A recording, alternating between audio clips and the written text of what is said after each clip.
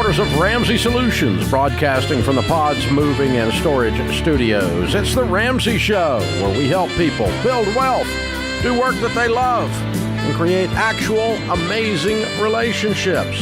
Jade Warshaw, Ramsey Personality, is my co-host today as we answer your questions about your life and your money. Thank you for joining us. We're glad you're here. The phone number is 888-825-5225. The call is free, and some say the advice is worth exactly what you pay for it. Oliver starts off this hour in Canada. Hi, Oliver. How are you? Hello, Dave and Jade. It is an honor to speak with you both. How are you today? How are you? Better than we deserve. How can we help? I am good. I have a question. It's kind of complicated, so I'll explain it as best as I can. I'm going through the baby steps. I've been listening to you since 2017, and I had made it to what I thought was baby steps 4 and 6. I'm not sure if I'm actually really there, because me and my brother have a partnership business. It's a small business that we do together, and back in 2018, I foolishly took over some debt that he had created with a lot of business expenses, but it was on his own credit card, but still tied in with the business because he was trying to be approved for a mortgage. So in order to get that mortgage, I had to, well, I didn't have to, but basically he had to get rid of that debt out of his name, and I foolishly put it into my name. I know that was a stupid thing to do, but that's what happened. And basically, I was while doing my budgeting since that time, I'm like, as far as the bank is concerned, that debt is in my name now. So that's my debt, even though I didn't create any of that debt. It was all my brother. So I'm just wondering on if I should go about the baby steps by. Sorry, I'm just a bit nervous. That's okay. No, dude, it's real simple. You're in debt. You're in baby step 2. Yeah. I mean, it's a long, convoluted, crazy, stupid story how you got there, but yeah. but you know, you're in debt. How much is it, Brandon? It's about, let me see, there's about $19,000 left. Okay, and how much is in your emergency fund? So I did have $14,000, which is another story. I had to take about $4,600 just this past month in January to pay myself because I wasn't able to pay myself from the business. It's not the most profitable, which is another issue that maybe I should call again about, or call Ken Coleman. Yeah. But there's about $2,600 left in my emergency fund. 2,600. I thought you started with 14,000 and took out 4,600. How did you get to 2,600? Sorry, let me check that. So, unless you were doing more with that money, you should have around 10,000 left, right? If you only took 46. Right. So I'm just looking at my numbers here. Okay, so here's the deal. The business, I think I went into it a couple times. The business, based on the fact that your brother ran into debt and they moved the debt over to you, and now you're having to use money out of your savings to eat from the business, it doesn't sound like this business is much fun. No, it's not. So let's go get a job. I'm doing a side hustle right now. It's not much, but it needs to be a lot. Flexible. You need a job. Yeah. You need money to eat with, and you don't have money to eat with. Well, I don't know how to do that because it's like me and my brother are the owners. I have employees. It's a small business. I have 3 employees. We've either got to get the income up from the business or we need to close it. It's not a business when it's losing money. It's a hobby. Well, that's the other issue. I'm trying to, me and my brother don't agree with certain things with finances and all of that, and he thinks credit cards are fine. Even more reason to close it. Have you ever watched the show Shark Tank? Yes. And Mr. Wonderful says you need to take this business out back and shoot it? Yeah. I've already spoken with my brother about, I'm not enjoying I've told him very clearly I'm not liking how this partnership is going, even though I care for him as my brother. Mm-hmm. But, I've already told him, like... Well, you guys aren't making enough money to run the business. So it could be you just turn the keys over to him and let him have it, and then you go get you a job. Do what? I've told him that I would just start my own business, doing the same type of business of what I'm doing now. Just be the sole owner. I've told him that that's an idea I'm thinking about. To not have a partnership, just have me run my own business. Well, somewhere you've got to get money to eat, honey. That's what I'm saying. Okay. Yeah, I hear you. Yeah, and then we can attack the $19,000 in credit card debt that is now your credit card debt because you decide to make it yours. So now it's yours. And right. So there's two issues on the table. One is how do we get out of your credit card debt of $19,000? And the answer is first thing we do is stabilize our income and get some income. And then the second thing is we're going to start the baby steps, which is $1,000 left in your account because everything else went to the $19,000. The credit cards are cut up and closed, and then you attack them with a vengeance with your extra job, your 6 extra jobs, and your side hustle and grind, and then you clean that mess up and you move on. But what all of this is doing, sadly, Oliver, is it's going to make you face what you didn't want to admit. So my friend Henry Cloud wrote a book called Necessary Endings. When is it necessary to end a job, a business, a relationship? It's when there's no hope in the future in your mind that it's going to get better. And so, my boyfriend does drugs. Okay, there's no hope that that's going to get better is when you axe the drug-using boyfriend. Gone, right? If not sooner, but absolutely. But I mean, same thing with business. When do I close down a product line at Ramsey? It's when I lose hope that we can ever make it work. Right. Until then, I'll go at it, But winners never quit. Yes, they do. They quit doing stupid stuff. And yet another time when the facts are your friends, because you can look at the bottom line, you can look at the facts over the course of the time of this business and see, hey, it's not making money and it's not good for our relationship. I have a feeling Brandon, I think he loves the people that work there and he wants them to be all right. And, but still. Too late. It's too late. Too late. You've lost control of your ability to provide for them. Because your brother's out of control, the business is not working, you're not making a living. All of these things are indicating this is probably coming to an end unless you have a reason to have hope about the future. But everything you've told me doesn't give me much hope for the business in the future, in the current state that it's in and the way it's being run and everything else. So if you say, okay, these 3 things change, then I would have hope. Okay, then you could submit those 3 things to be changed, or the change is going to be, I'm out of here. That would be my choice. Just being honest. Yeah, pretty quick. Only ship that won't sail, folks, is a partnership. Whew. This is The Ramsey Show.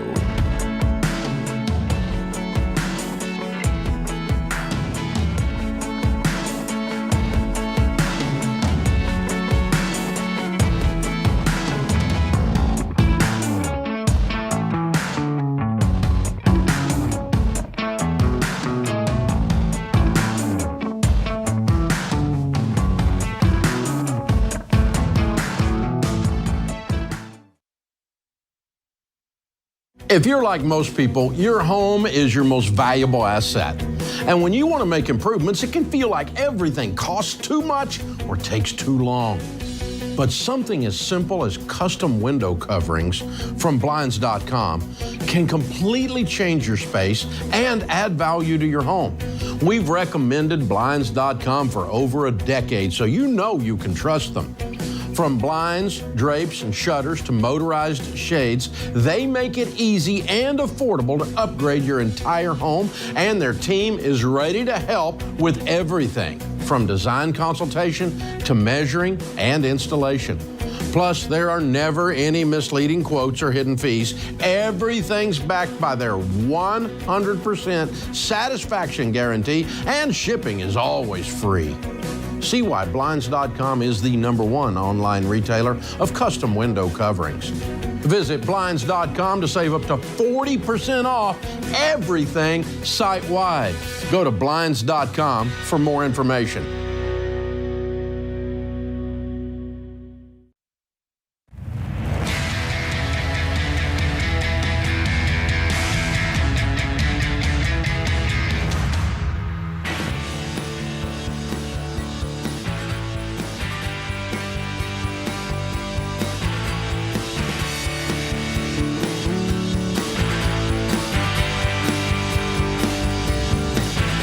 Well, some of you survived the 300 days of January.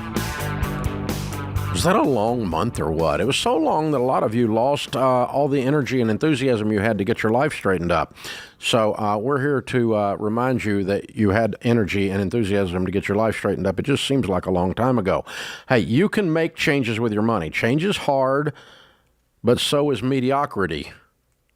And that's why you got to have people walking with you. And that's why the Financial Peace University classes have been a game changer for about 10 million people now. In an FPU class, you learn our proven plan to get out of debt so that you can build wealth and be outrageously generous. And you do it with other people that are going over and going through the exact same thing. Hundreds of FPU classes are popping up all across the country, both online and in person.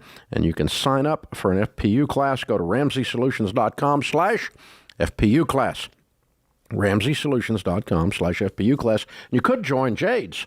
I hope that you do join mine. Mine starts March 1st. You can find it by going to financialpeaceuniversity.com, but there is a specialized link if you are watching on YouTube. You can click that QR code. We will also put the link in the show notes. And I'd love if you joined our class. It's going to be great. We are going to dive into all the stuff, ask me any questions, and not only that, but we will have a Q&A the next day on social media, on my Instagram, that you can come in there and we'll answer your questions there as well. So I'm excited for you guys. I tell Dave, I got to say it, there's two things that I tell people about all the time. FPU and Jesus. They're the two biggest X factors and Sam. Of life change. And Sam. And, well, I don't tell them about Sam because Sam is mine. No, I know, but there's no sharing there. You do tell them about it. But so, hey, I will warn you people, do not join Jade's class unless you're about doing this, because she loves you well. And let me define that for you. She gonna knock the crud out of you if you don't get yourself in gear. Oh yeah, don't come in talking about, oh Jade, it's so hard. No whining. No whining. No whining with Jade. Because you know what else is hard? It's a no whining zone. It's hard being collected by bill collectors. I can't even get it out of my mouth. It's so hard you can't say it. Yeah. Man, it's hard to go to the grocery store and not have enough money for groceries.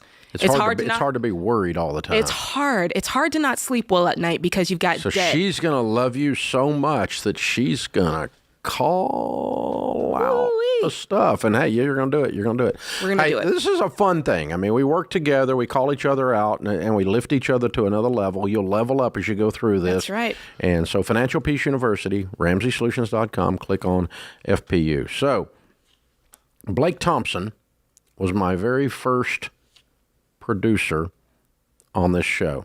He's been with me 22 years now, and he now runs all of Ramsey Networks and works here in the building. He's got a very, very large crew, including all the booth people in there running the show today and the ones on every podcast that we do around here or every radio show that we do around here. And, of course, Blake and I started with the Money Game, later the Dave Ramsey Show, now the Ramsey Show on radio. And he sent me an email this morning that just kind of blew my mind. So we have now tallied up, and we are billionaires. Not net worth, although maybe. But aside from that, we now have had $1 billion worth of debt reduced in debt-free screams. Alone. During the time we've been doing debt-free screams, all added up, all the people, just the ones on the air, not all of you that didn't come on the air, but the ones that did their debt-free scream on the air is now over $1 billion. We have now had over 1 billion podcast downloads of this show, and we have now had over 1 billion YouTube views of this show. Wow. We're 3 billionaires. Billion with a B. Wow. That just blows my mind. 1 billion downloads of this podcast. Yeah, we're in the top 5 podcasts in the world, literally. There's only a handful of people that have had 1 billion downloads. Joe Rogan, me, NPR, a couple of others. But that's about it. But we've been on the podcast scene since before podcasting was cool, and I've been putting what was and is a radio show out over that venue, and that's where this comes from.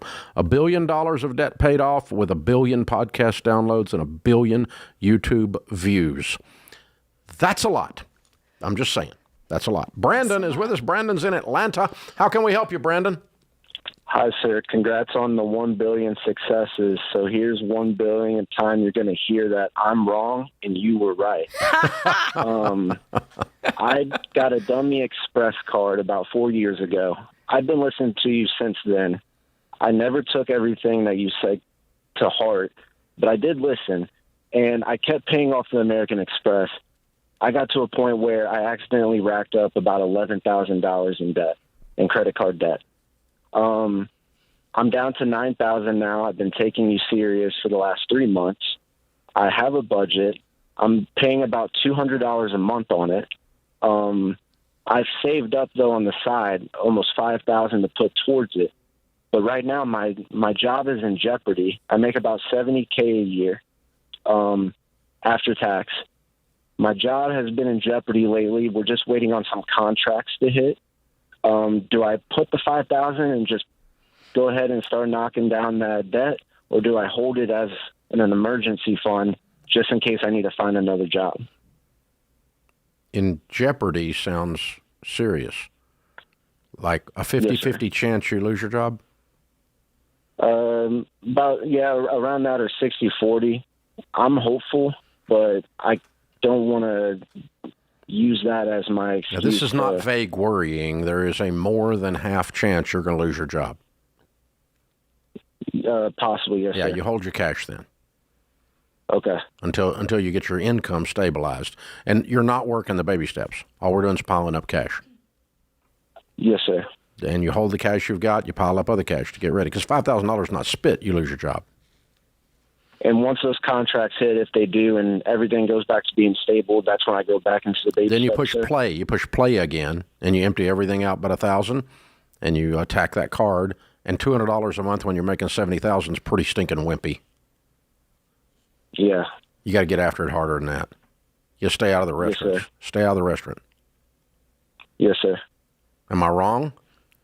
No, you're completely right. With You've been in my 70K? nightmares lately. With $70K of income, you're doing a lot of restauranting and a lot of malling and a lot of whining and dining, it sounds like. Yeah, rents went up in my area. Everything's went up for everybody, so that's not an excuse I can really use. But definitely once I have my Here's the contract thing. up with that, my lease The is interesting thing, Brandon, and you've heard us say this because you've been listening but not applying, but let me say it again just for you, okay? The thing that we have all discovered in this process is the angrier you get about this, the deeper you'll sacrifice temporarily, and then the faster you get out of debt. Because the deeper you cut your lifestyle, the more money you throw at the debt, the faster you get out mathematically.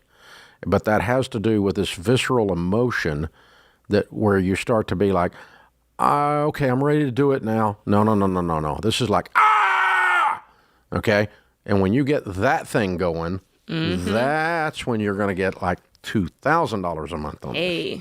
You got to make it hurt. You got to cut it deep, because when you cut deep, you hate it. And you hate that you have to live like that in order to pay off this debt. And so you'll never do it again. You will vow to never put yourself in that situation again. Open phones at 888-825-5225. Thank you for joining us, America. We're glad you're here. And we do appreciate you guys. The fact that 1 billion of you have clicked on a YouTube, 1 billion of you have downloaded the podcast. Thank you so much. It's pretty stinking incredible. It's greatly honoring to us, and it makes us excited to come down here and help you every day and to answer your questions and to argue with you and all the fun stuff we get to do here. So thank you. Jade Warshaw, Ramsey Personality, is my co-host today. I'm Dave Ramsey, your host, and this is The Ramsey Show.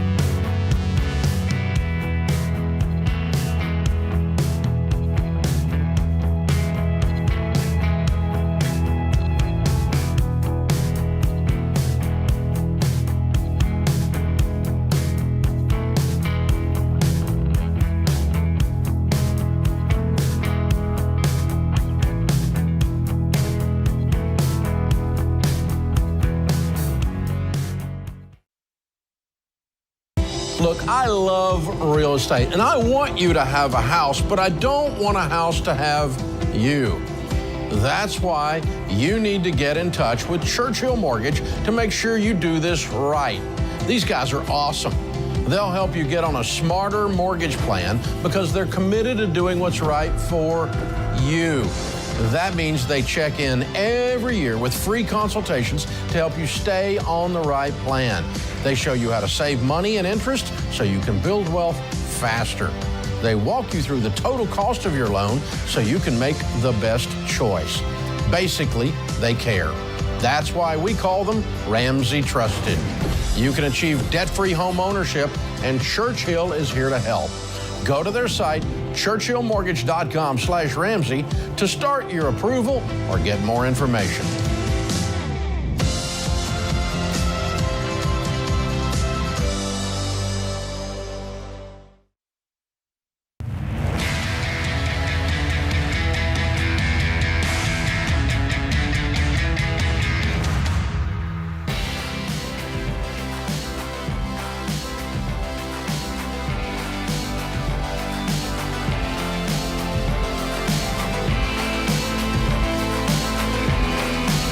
Jade Warshaw, Ramsey Personality, is my co-host today. Open phones at 888-825-5225. I was being interviewed on another podcast this morning, and the guy asked me, Jade, he said, so what has changed over 30 years? And I said, well, everything's changed over 30 years. The principles that we teach have not changed at all, but there are new and improved ways to do stupid. Absolutely. That comes out every year. And and sometimes they rename old things and try to make them sound like they're new and stupid, but they're still violating basic principles. So let me give you the basic principle. The basic principle is the shortest distance between where you are and wealth is your greatest wealth building tool, which is your income. When you pledge your income to someone else in the form of debt, you slow down your ability to build wealth, and you add risk and anxiety to your life. It's a very simple equation. Zero debt leads you faster into wealth than anything else you can do with money. The number of millionaires, when we did the largest study of millionaires ever done in North America, that said they borrowed their way into wealth was precisely zero. The number of them that said that their airline miles on their card made them a millionaire was precisely zero. The number of them that said, I became a millionaire because I leased a car was precisely zero. The number of them that said they became a millionaire because they took out a whole life insurance policy was precisely zero. The vast majority of them had avoided debt completely or like the plague, and it kept their incomes freed up and caused them to be able to invest. I don't have any money for my 401k. No, but you have a $750 car payment, idiot. No wonder you don't have any money for your 401k. $1,300 car payment. That's right. Or here, let's bring back an oldie but a goodie. Now, because everybody's doing it again. You know, if those clothes, if you keep them long enough, they'll come back in style. And the same is true with stupid. So the home equity loan is back. Yes, home equity line of credit. The HELOC, the home equity line of credit. And Lifehacker says, I used one when I got in trouble, so everyone should have one. In this stupid butt article, I remembered we'd taken out a home equity line of credit when we bought the house, and it saved our butts. Oh, really? Oh, really?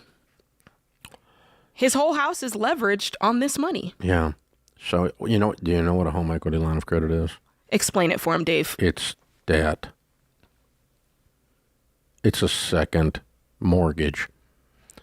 And you know what they base the interest rate on? Your credit? Nope.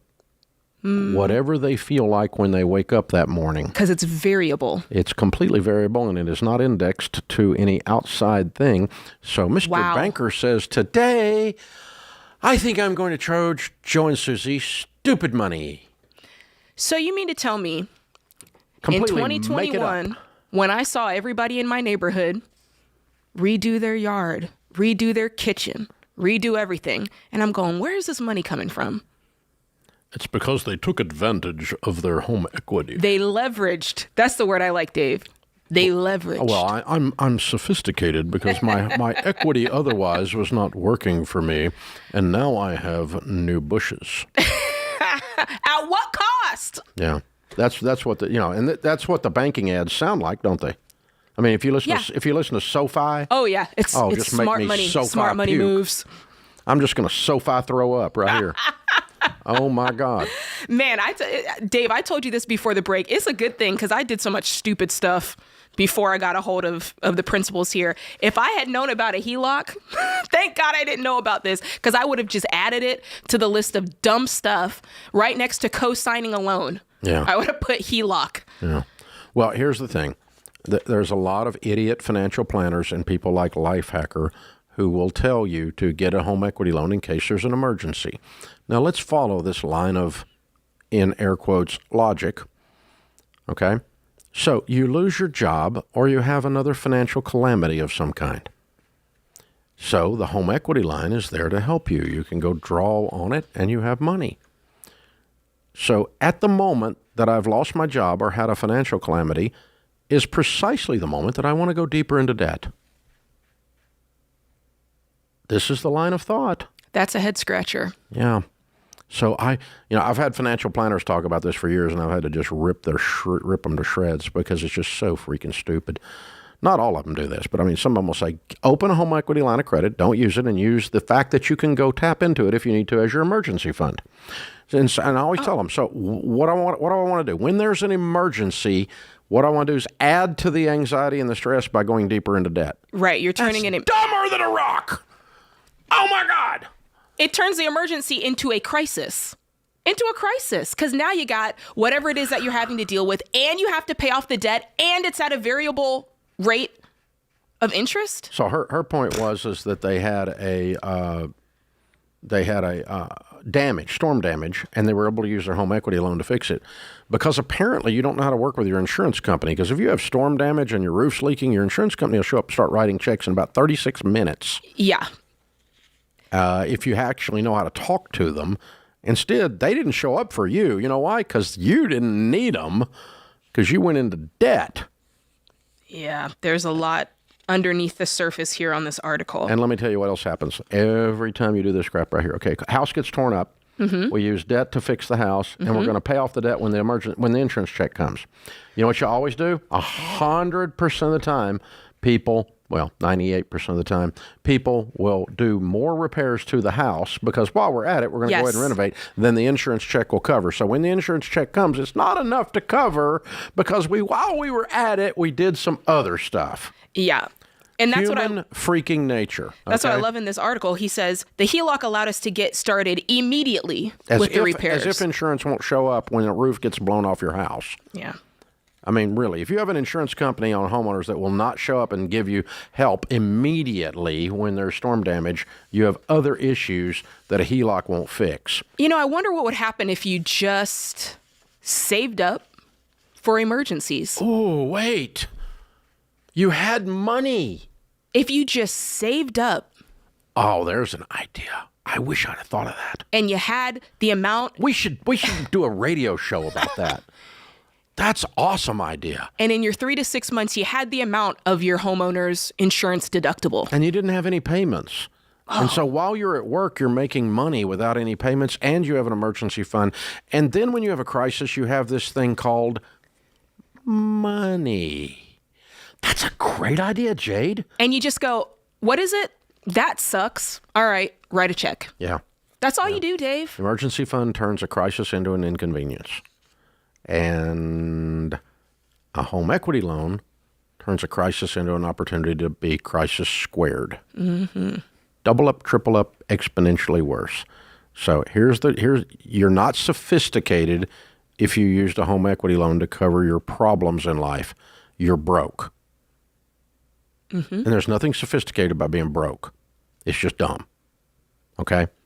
Just dumb. Now, I've been dumb and I've been broke, so stop being dumb, stop being broke. We're going to walk you through this, and you don't use. Well, I'm utilizing the equity in my home that otherwise would not be working for me. You're an idiot. Okay, when you say stuff like that, you're just an idiot because you're truncating your most powerful wealth building tool. You're slowing your wealth building down because you didn't have any money to cover emergencies. So everyone should have an emergency fund after they're out of debt, except their home. Baby step 3 of 3 to 6 months of expenses. We have been saying that for 30. We've been saying that longer than home equity loans have been in existence. They were not even in existence when we started this radio show 30 years ago. They didn't make them. And now we have a HELOC because we're a HELOC. It sounds so. Well, you're locked in. I'm a financial person of a HELOC. You get a HELOC, you get locked into debt. Yeah. That's about it. You know what? I think somebody ought to complain. Why didn't they call it a SHELOC? Dave, don't go there. Yeah, I think I just got canceled somewhere in the universe. This is The Ramsey Show.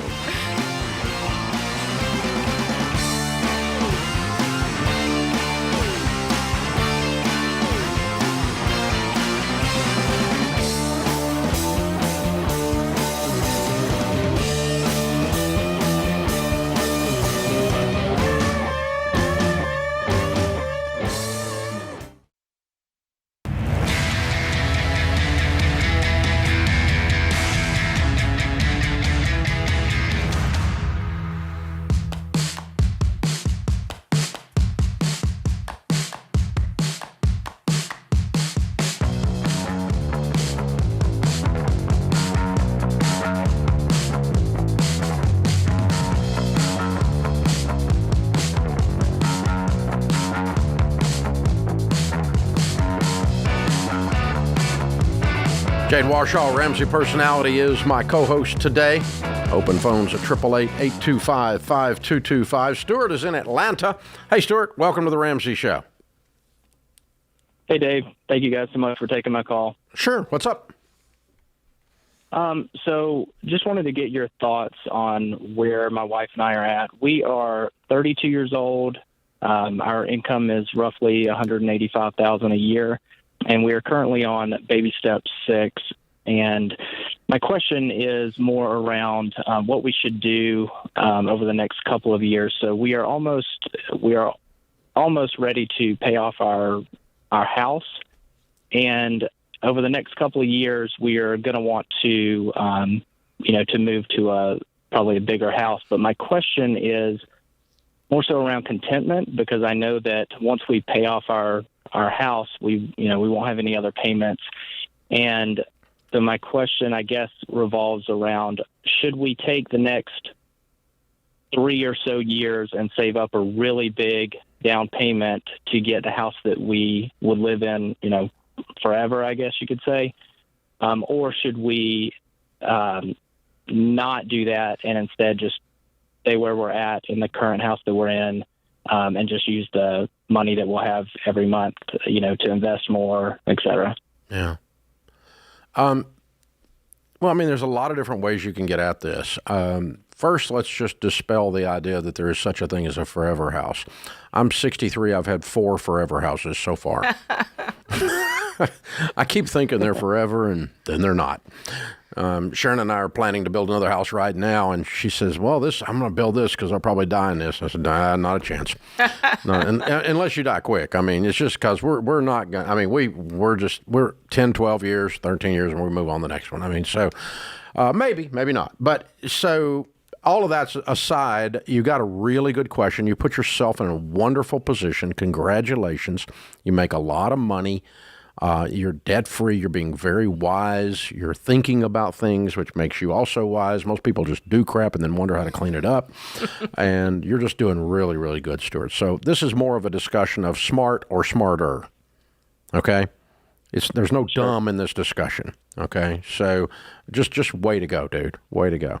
So if you live there and you're going to pay off the home, is it paid off now or it's almost paid off? It's almost paid off. We should be making our final payment this month. Oh, wow. Way to go. And what's that house worth? Probably around $220,000, $225,000. Way to go. Good for you. Okay. And then you're going to want to move up sometime in the next few years to a house that is worth maybe what? We were thinking probably around $500,000. Okay, so double. Okay, so you need $300,000 and you make $180,000. Right? Yep. Okay. So I just do big math in my head is the way I do it if I'm looking at this stuff to start to see how I can emotionally swallow this or not. Okay. Is it going to take me 10 years or is it going to take me 20 minutes? That's what I'm always looking at. And so in your case, if I did 100 a year for 3 years, you're there, right? And you live on 80. Right. You live on 80. So that's one kind of contentment. Another kind of contentment is you live in the current home you're in for the rest of your life. A lot of people do that. Another kind of contentment would be to go ahead and sell your house now, buy the $500,000, $550,000 house, put the whole equity from your current home into it, and then turn around and pay it off in 3 or 4 years with your great income. None of these are in the dumb column. Now, I will tell you this.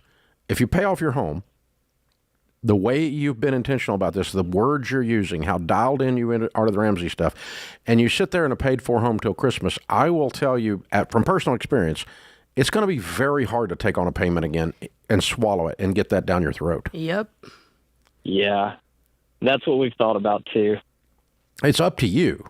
I'm just saying it really tastes especially bad the second time. Yeah. It's like getting to swallow your food the second time. It's gross, So, it's just hard. Again, is anybody who can put down enough money and pay off their home in 3 years stupid? No, you're not even close. I mean, you're just in great shape. So any of these are fine, or you can kind of meet in the middle. Sharon and I, we don't borrow money, so we would have to wait and save it up. Sharon and I. But we don't yell at people on the Ramsey Show for taking out more than a 15-year mortgage where the payment's no more than a 15 or a fourth of your take-home pay. And you're nowhere even near that side of the equation. So you could actually land in the middle and say, okay, we're going to live here 1 year and put another $100,000 in the bank, and then we're going to do it. And then we're going to pay it off in 2 years. Or we're going to live here 2 more years and put $200,000 in the bank and pay it off in 1 year.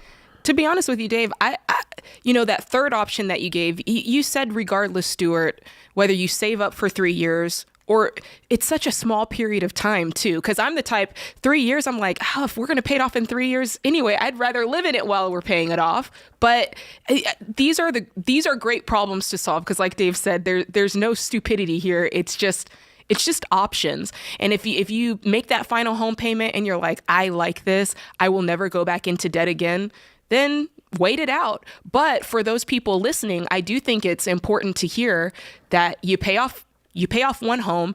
You're not a bad person if you go back and get a small mortgage again to move up in house. What I will tell you is this. Don't start looking at $550,000 houses after you've looked at $750,000 houses. That's a good point. That won't work. So just don't even go over there.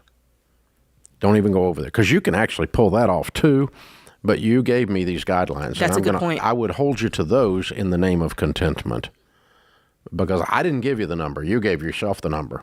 So stick to it. Because I got to tell you, you look at $1 million house, they're great until you look at a $2 million. And it just changes. The line keeps moving, doesn't it? It doesn't matter. I mean, you know what's nicer than a $50,000 car? A $100,000 car. Yeah. So I mean, it's just. But don't go drive one unless you're going to be buying one. Yeah. So stay out of that neighborhood. Don't go to open houses. I just want to see what the color. No. Don't play yourself. No. I want to feel like. No, you don't. Stay away from there. Hey, Stuart, you're doing good, man. Congratulations. Tom's in Peoria, Illinois. Hey, Tom, what's up? Hey, Dave, long-time follower, first-time caller here for you. Thanks. How can we help? Really appreciate you taking the call here. Just want to get your idea here for me. I'm kind of in a unique situation. I am 56 years old. My wife is 52 years old. We are completely debt-free. Our house is paid for. Following your steps early on in life here, starting in my 30s. Our first home, we took out a small mortgage I shouldn't say small. It was a 15-year loan. We paid it off in 5. We saved up for approximately 5 more years living at that home comfortably until we started having children. Okay, what's your question before I run out of time? Just want to know, I'm a big car guy, and I have quite a few collector cars here, and I just want to know what you thought as collector cars as an asset for later on in life to cashing in on value. As I don't know if you follow the collector car market at all. I just want to know what you thought about. I've got a 1970 frame-up Restro, or 1960 frame-up Restro Corvette. So yeah, I got one in my garage. Very nice.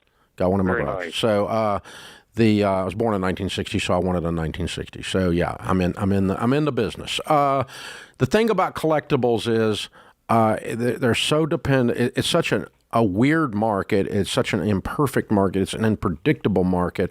And it's more dependent on your expertise than it is actually the market as to how much money you end up making on one. They're an asset for sure, and they do increase in value if you did a decent one for sure. That car has probably gone up some in value since I bought it.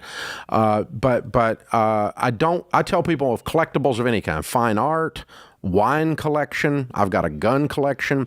They're all assets because I got money tied up in them, but they shouldn't be more than 10% of your net worth, because then you're betting the farm, so to speak, on that category. And so it's okay, and you can make a little money on it, and it's a great hobby that goes up in value. That's fun, and you got the margin because you got the money. I would do it, but just limit the value to about 10% of your net worth, or somewhere around there, and you'll be okay. That puts this hour of the Ramsey Show in the books.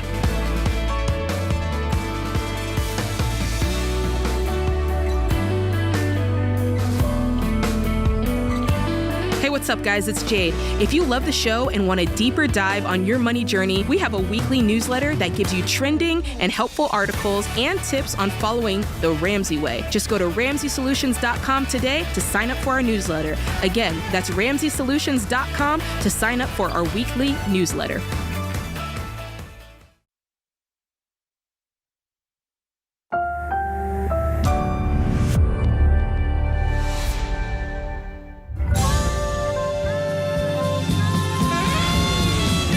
Live from the headquarters of Ramsey Solutions, broadcasting from the Pods Moving and Storage Studios, it's the Ramsey Show, where we help people build wealth, do work that they love, and create actual amazing relationships.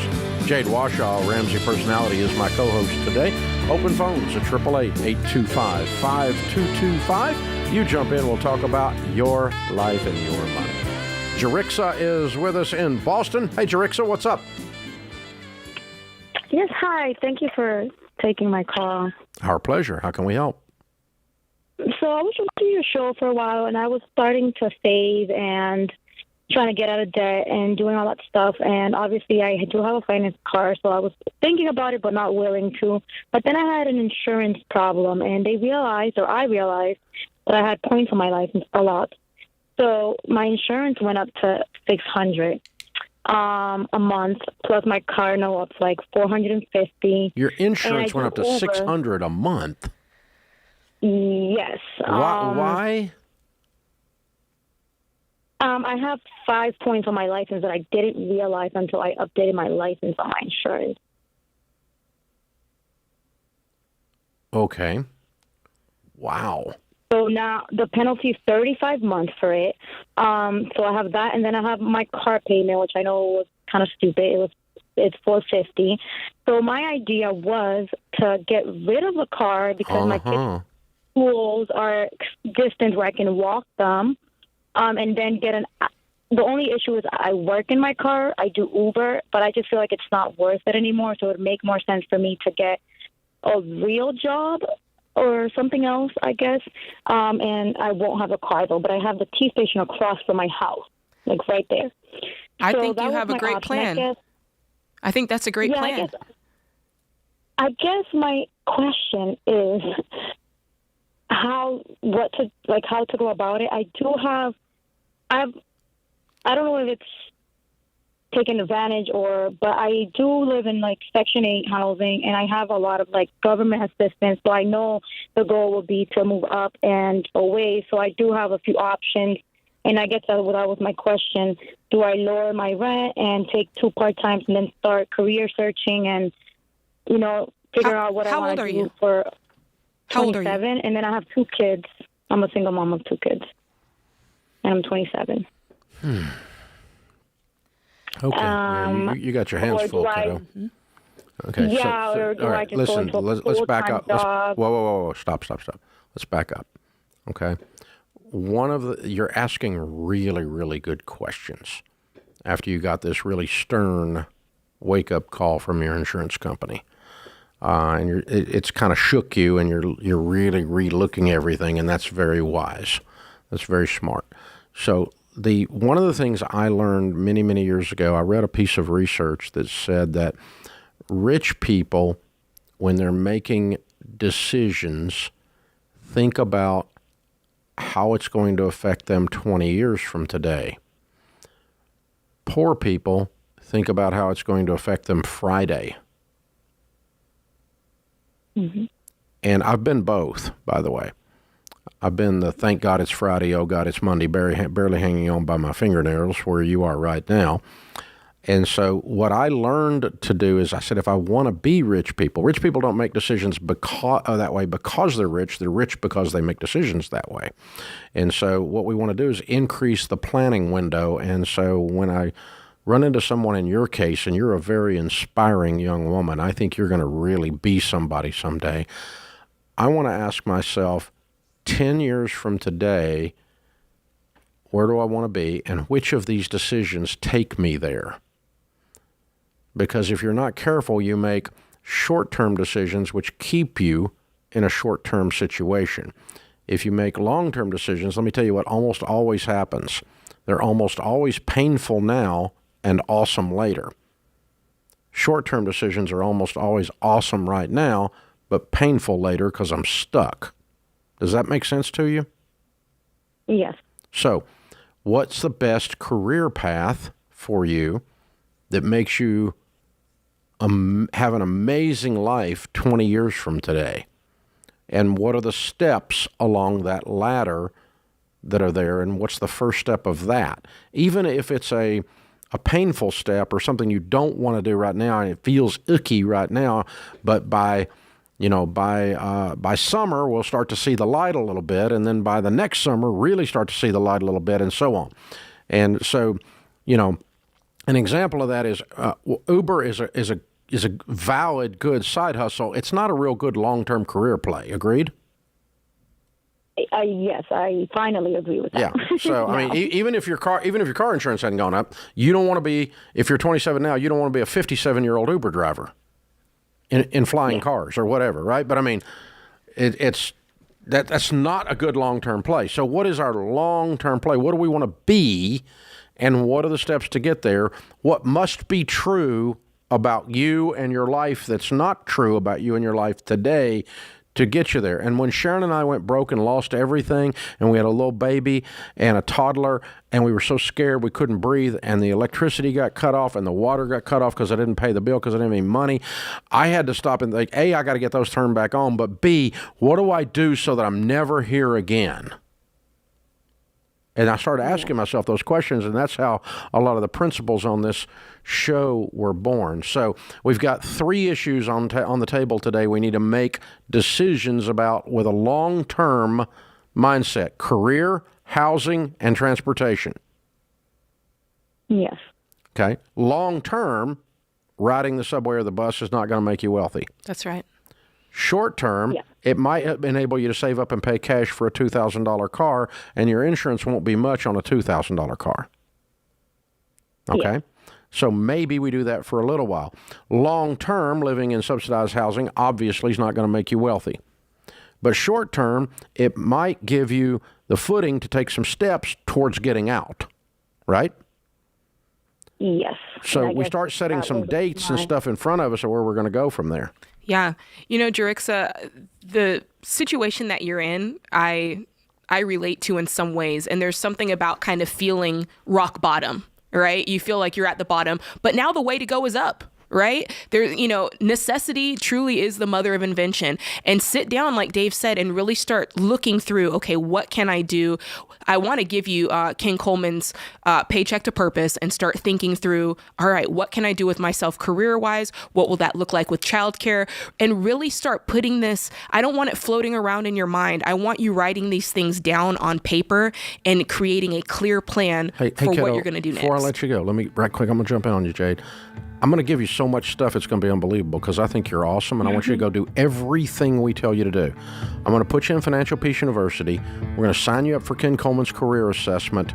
We're going to send you his book on Paycheck to Purpose that Jade was talking about. We're going to send you my book, Total Money Makeover. I want you to work 6 extra jobs. I want you to stay in that place right now and get you a $2,000 car. By 1 year from today, I want you out of there, and I want you in a decent full-time job taking you towards your career. Your short-term steps to get to your long-term goals. Hold on, we'll pick up. We're going to give you $1,000 worth of stuff right there, kiddo. But do everything we said. And call us back and let us know how it goes.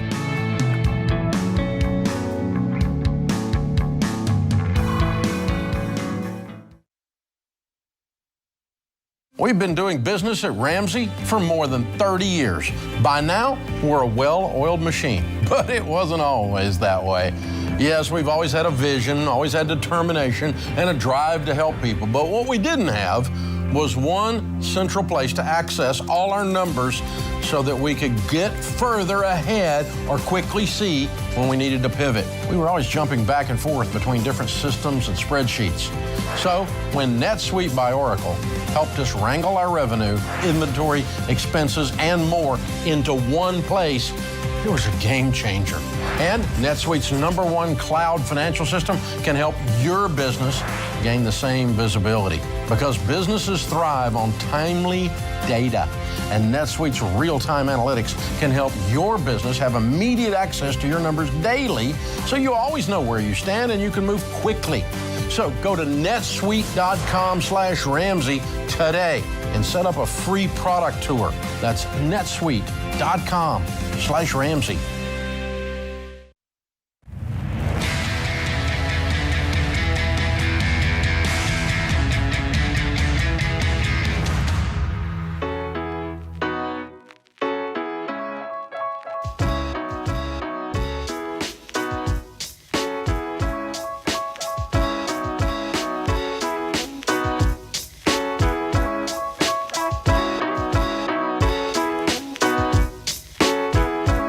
Thank you for joining us, America. I'm Dave Ramsey, your host. So, 27-year-old single mom with 2 kids. 52% of the single moms in America live below the poverty level, and she's probably right close. Yeah. And the reason I just dumped all that stuff on her is it's my best shot to help her. And so the interesting thing is that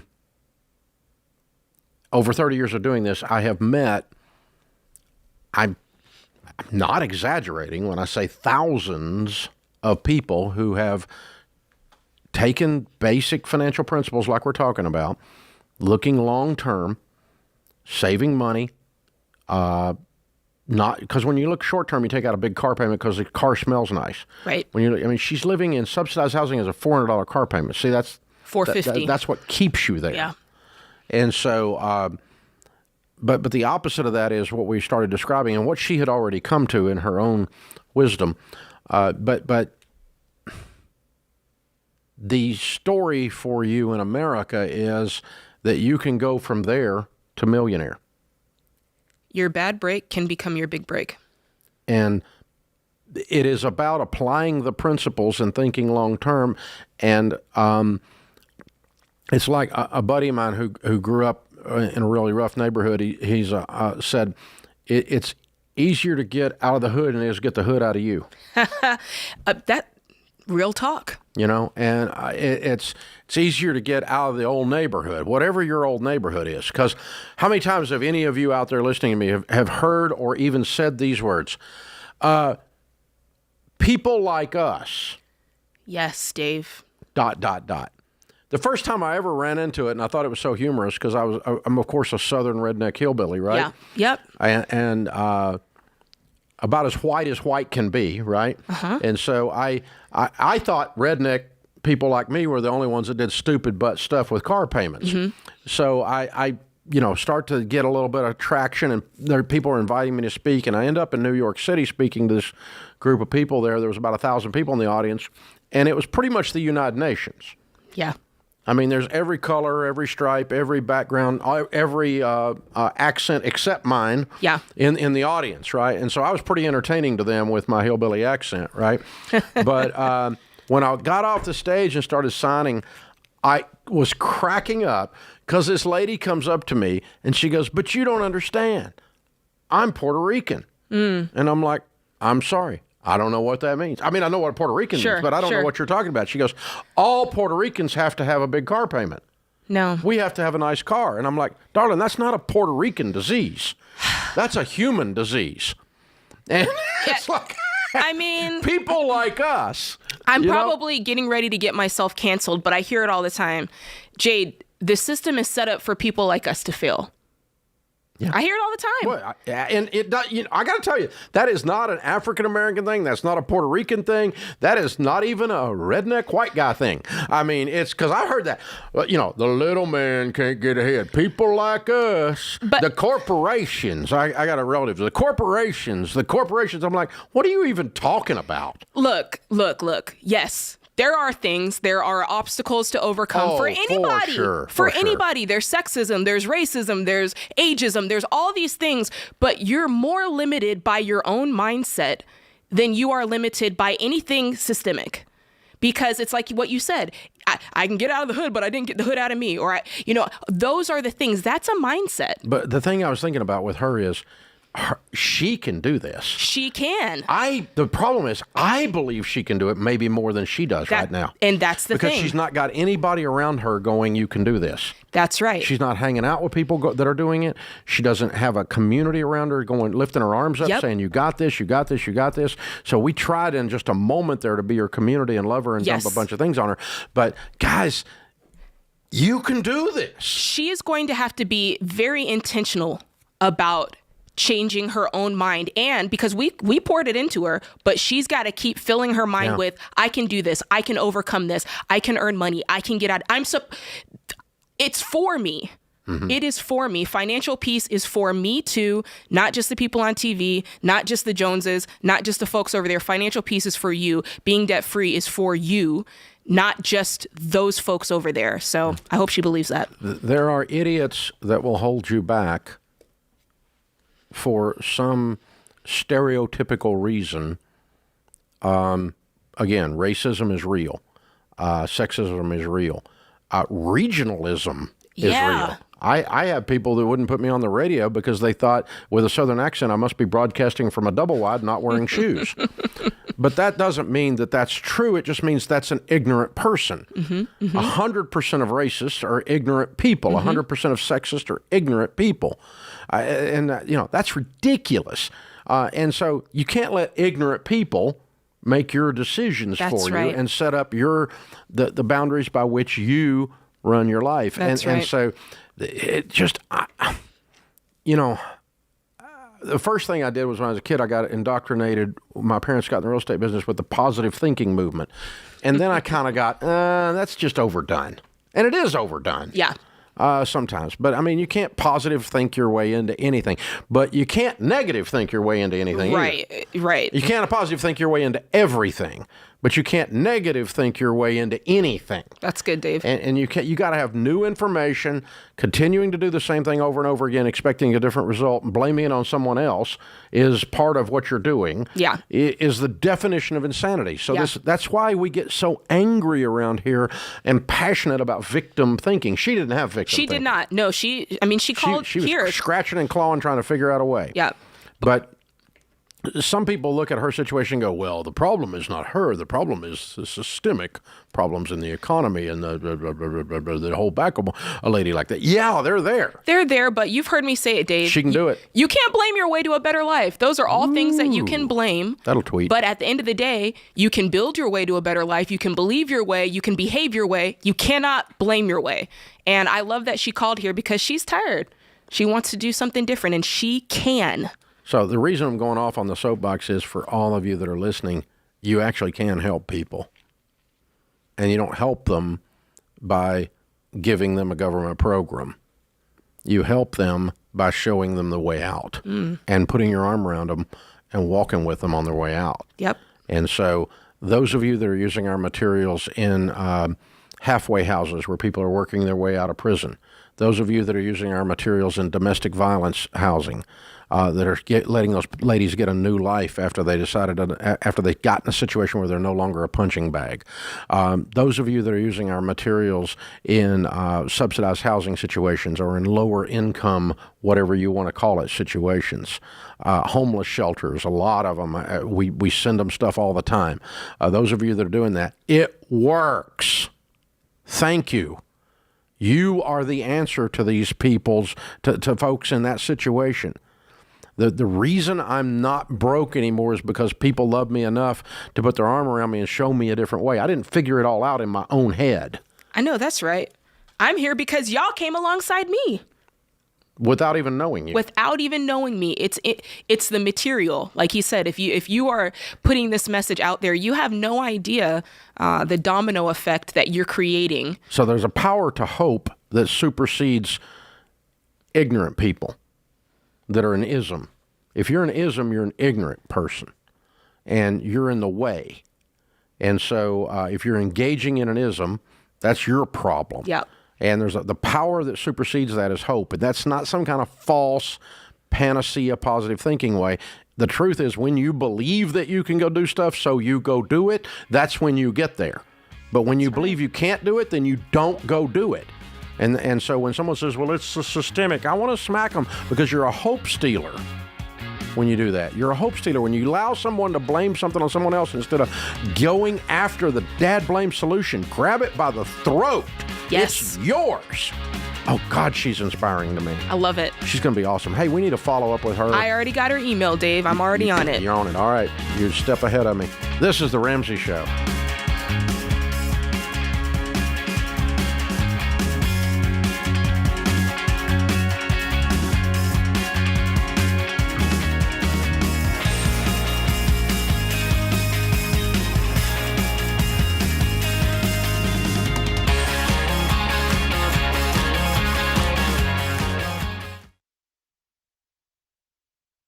Life is full of firsts.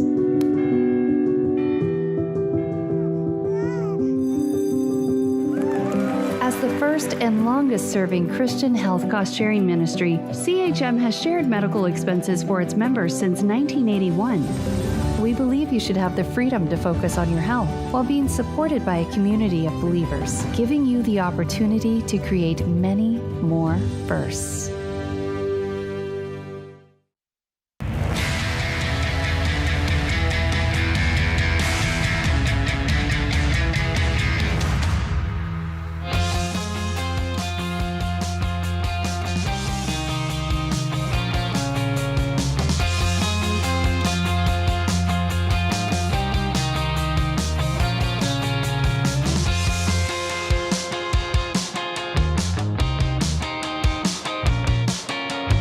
Open phones this hour as we talk about your life and your money. This is The Ramsey Show. Thank you for joining us. I'm Dave Ramsey. Jade Washaw, Ramsey Personality, is my co-host today. Justin's with us in San Antonio. Hi, Justin. Welcome to the show. Hey, Dave. Thanks for taking my call. Sure. What's up? Well, so my question is, first of all, I'll start off. At the beginning of December, my wife passed away. We have two young children, a 1-year-old and a 6-year-old. Oh. And what happened? Oh, she had cancer. I'm so sorry. She was diagnosed when my son was 6 weeks old. Oh my gosh! And she's been fighting it ever since. And so a couple of years, huh? It was just over a year. She was admitted on Thanksgiving, and on Thanksgiving to the day she was back in. How old was she, Justin? 31. 31? Yes, sir. And what was her name? Caitlin. I'm so sorry. Wow. Yeah, it's been obviously not what we expected, but we're here. One day at a time. So, yeah. Yes, sir. So my question is, we've been following the Dave Ramsey plan I've been listening to you for 15 years. We were married for 8. And so we're debt-free. We don't have any debt other than our home. And so I have a plan with, this life insurance money and things like that have been coming in. There was enough there, plus what we already had saved and stuff like that, to pay off the house. And that's it. We own everything, just this house. The only thing we have debt on. So obviously my plan was to do that. It was a house that we built. It was her dream house. So kind of pointing in that direction to use the money for that.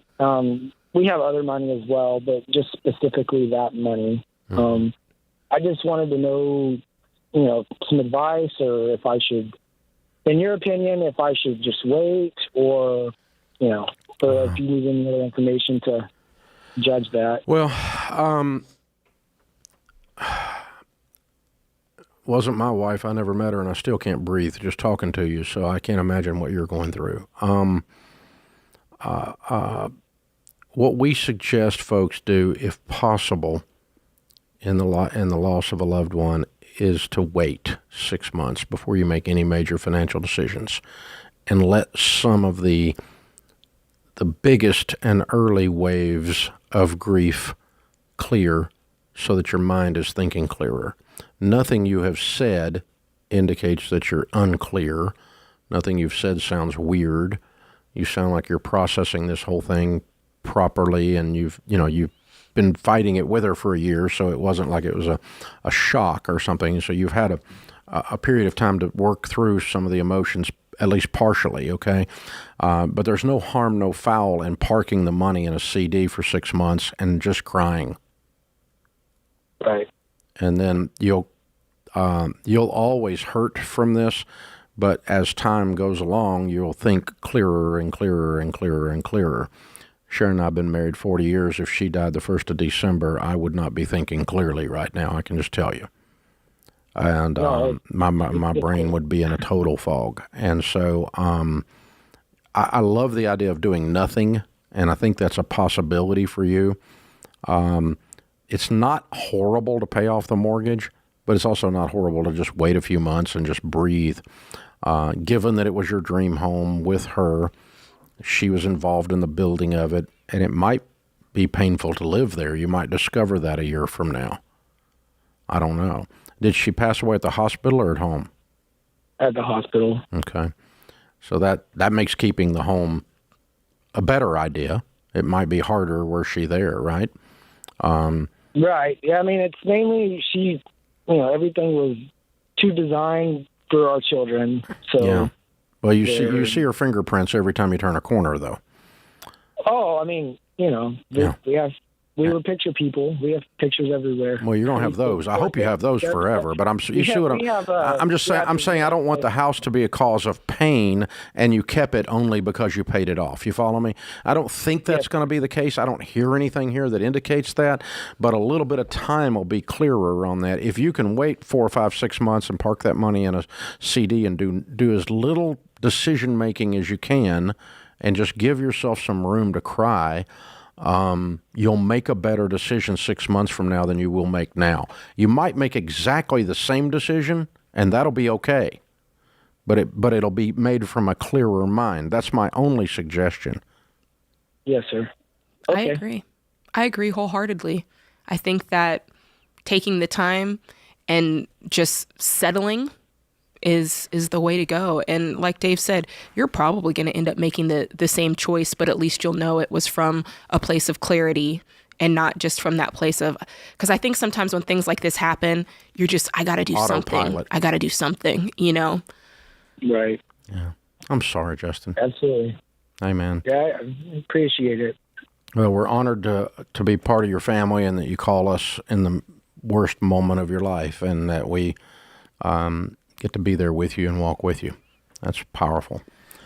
And if you need anything else, we're still here. You call back 6 months from now if you want to talk about it again. We'll talk about it. I'll probably remember that call. Mm-hmm. Alicia's with me in Boise, Idaho. Welcome to the Ramsey Show. Alicia, what's up?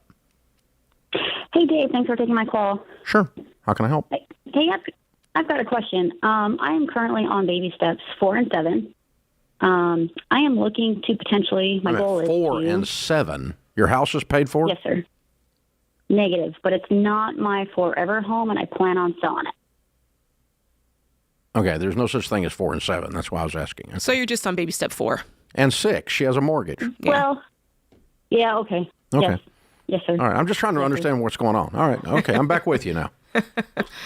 Well, I got. You're writing a whole new script for these baby steps. I was trying to catch up. Okay. So 4 is completed. We'll check marks that, but 5 and 6. Well, okay, 6 I have a mortgage that I am paying on. Correct. Correct. I currently have. My goal is to build my forever home. There's no such next thing. Year. Well, there isn't. No. I've lived in 4 forever homes. Life changes and you're going to move again. But you want to move up in house and get you a cool house. I'm okay with that part. Okay. Yes, I do. And I want to build it. Good. And I want to at least have 50% of that cost saved up. Good. Cool. I have $125,000 sitting in the bank right now. Way to go. What I would like to know is where can I stick that to generate its own, not income, but like build off of it? So it's sitting there making at least a little bit more than what it's sitting in my regular bank account. How long before you break ground on the house? As of right now, my projection is next year. Okay. Depending upon the market and how all the material and cost is going to be. But right now I'm projecting 2024. Mm-hmm. And I'm projecting to try to get to $200K. Good for you. You're That's awesome. so cool. And how much equity is in your current home? I've got about 80 in equity, 80,000. Okay. So when you sell it, you'll have another 80. So it'll be 280 in. What's the house going to cost you're going to build? My builder says roughly around 400 to 425. Awesome. So you're going to have a mortgage under 200 grand, 150 to 200 grand, and Love it. You're going to pay that off in just a couple of years. You're a rock star. Way to go. So you cannot. The only thing I do with money on the short term is put it in something like an index fund, like an S&P 500 index fund. That's whatever the stock market does. In 1 year, you could lose 5%, you could gain 10%. It's probably not worth it. I would just shop around and try to get a little bit more with a money market or some kind of CD for 1 year. HYSA? You're not going to. I would rather it be safe for you, the way your mind works after talking to you, than I would you try to make more on it. And so if you make 2% instead of 1%, that's okay, but you're not going to make 10% without taking risk I don't want you to take. This is The Ramsey Show.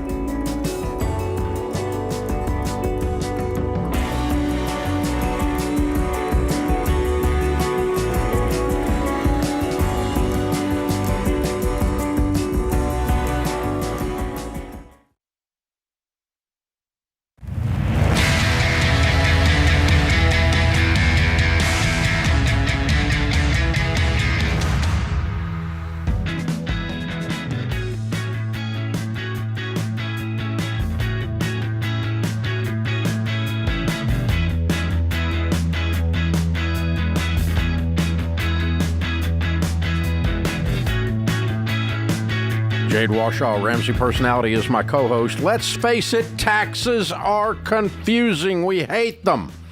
And if you buy into some of the tax service ads out there, you'll believe you'll never get a grasp on taxes and you shouldn't even try. And so let us take care of you. Or they'll suck you into offers that won't help you win with money. And here's a good tax tip for you today. A tax refund is not a bonus. It's a refund. It's your money that you paid in too much to the government, and then drunk Uncle Steve, sometimes known as Uncle Sam, sends it back to you with no interest. So if you get a big tax refund, it's nothing to cheer about. It means you calculated your withholding wrong. That's all it means. You loaned them money interest-free all year, and then they sent it back to you. Santa Claus, I know him personally, does not live in D.C. Not there, baby. There's your tax tip, all right? So if you hadn't already filed and you're ready to work with a service you can trust, got complicated taxes, get a Ramsey Trusted Tax Pro on your side. They'll walk you through it if you got a complicated return. If you got a basic return, use the Ramsey Smart Tax software. It's really cheap, really easy to do. Boom. And we're not going to try to sell you a credit card like TurboTax. You didn't disguise that very well, Dave. I didn't. I thought I was coughing there, but yeah, they're owned by Intuit, and they sell you a credit card and try to get you a loan on your refund so that you're happy you got a refund. So now you got a loan with them instead of just doing your stinking taxes. All this crap around doing your taxes. Smart Tax. Ramsey Smart Tax just does the taxes. It don't do nothing else. It's kind of boring. So RamseySolutions.com/tax. Check out our Ramsey Trusted Tax Pros and the Ramsey Smart Tax software. Depending on whether you got a complicated or a simple return, we can help you either way. And no hidden gotchas. We have no other agenda. We just want you to do this. And no more refunds. Jeez, people, come on. RamseySolutions.com/tax. Get her done. Chad's with us in San Antonio. Hey, Chad, welcome to the Ramsey Show. Hey, Dave. Thanks for taking my call. Sure, man. What's up? So I'm a fairly new listener, and recently I just took a traveling job, and we moved from Arizona, and we travel throughout the country. And who's we? Me and my wife.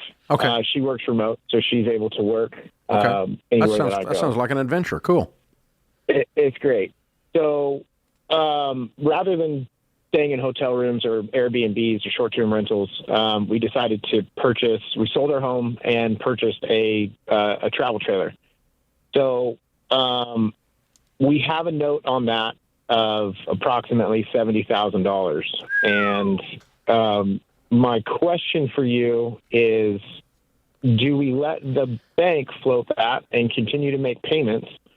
Or is paying something like that off a priority?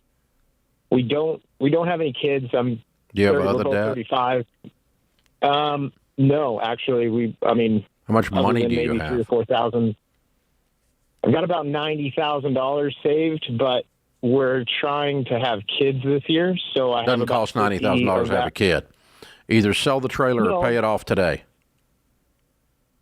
Okay. If you're not willing to pay it off, you need to sell it.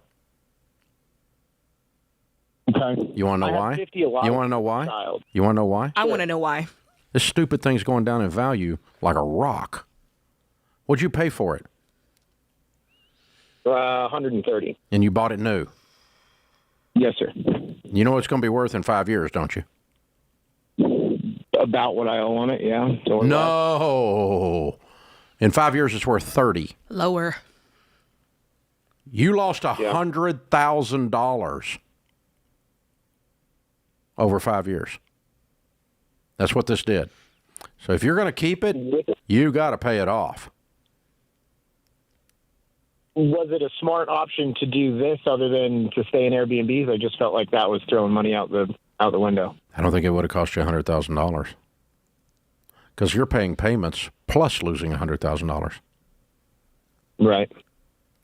So no, it was not. It was not a smart move. But you're there now. I'm not. I mean, So here's the thing: you're getting ready to have kids. Sometimes you're probably going to sell it and settle down. The sooner you sell it and settle down, the less financial damage you've got. So were I doing this over, if you really were bent on what you're doing, I probably would have bought the $30,000 used one and towed it around and let it turn into $15,000, and then that would have been much more palatable. You bought a freaking Bentley to took behind your truck. $130,000. Our lifestyle, we've been camping and traveling and doing off-road sports, so it kind of made sense. You're not even listening. If you lost $100,000, Chad. That's what this. You overbought.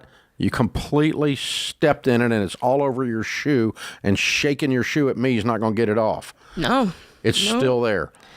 Oh my gosh! So these trailers, it's just like with a car. They're losing 60% of their value within the first. Boats and trailers go down faster than cars. Ooh.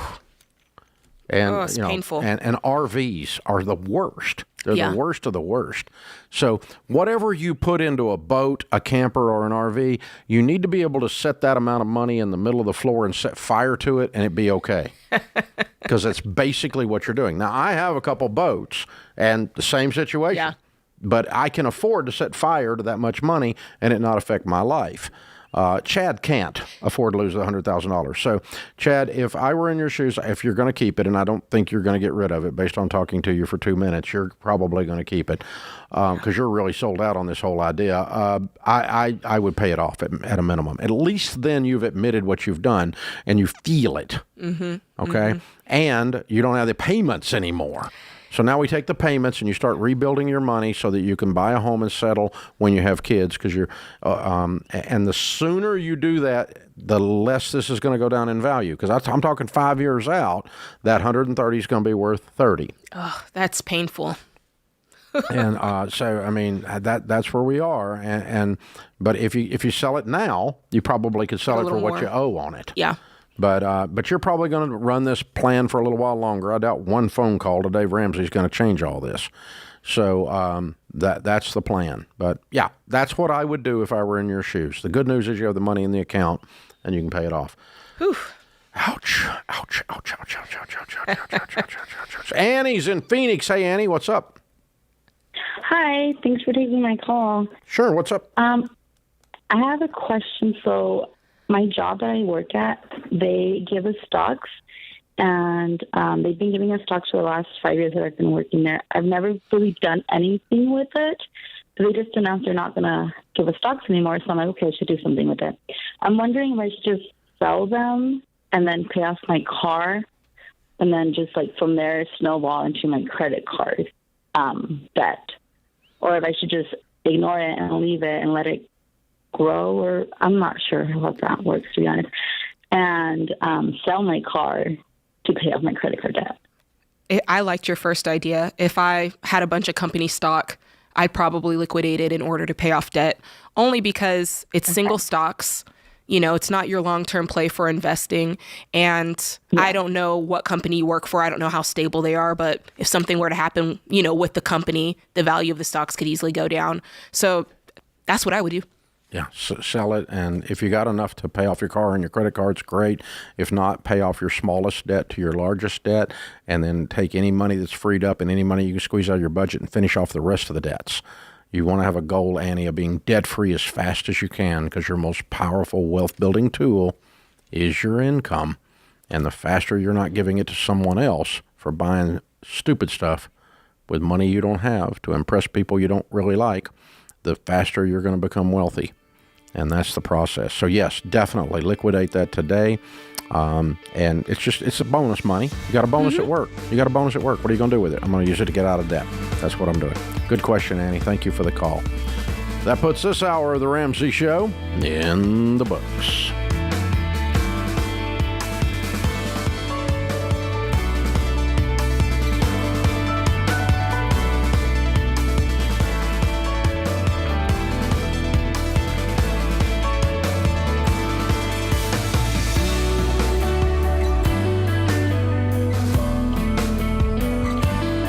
Dave here. You can find all of our shows with the Ramsey Network app on your smartphone. It's the only place to listen to the entire back catalog of episodes. Download the Ramsey Network app in your favorite app store today.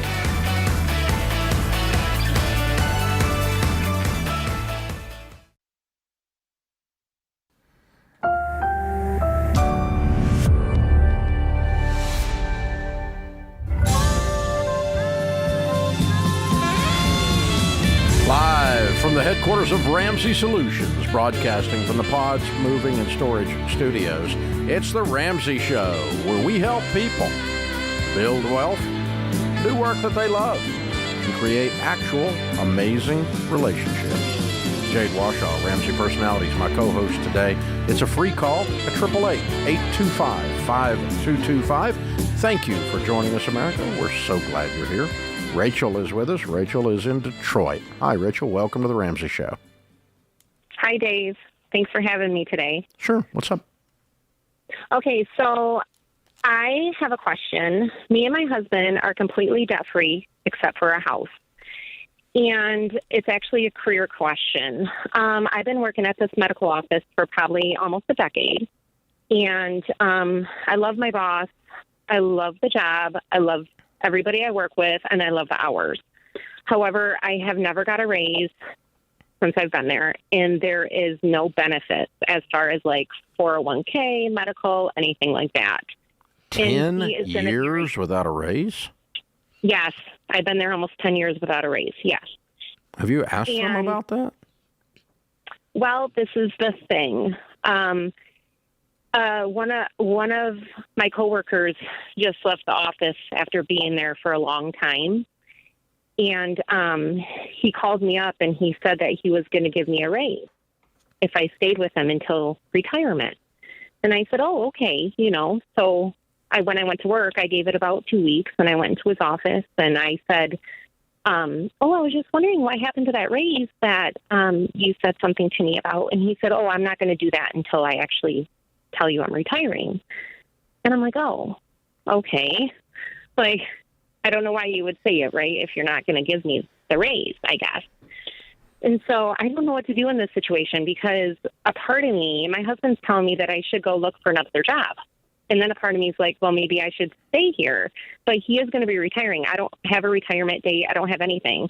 Another job just is going to be offering me a job. What do you make? An hour or a year. What do you make a year?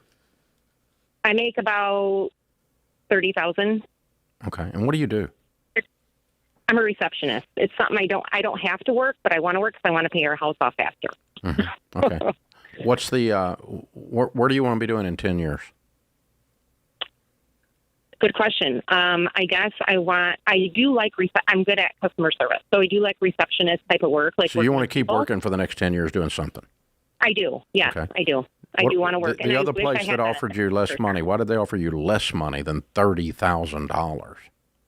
The other place offered me $1 less, but they have benefits. But then I'd be working more hours.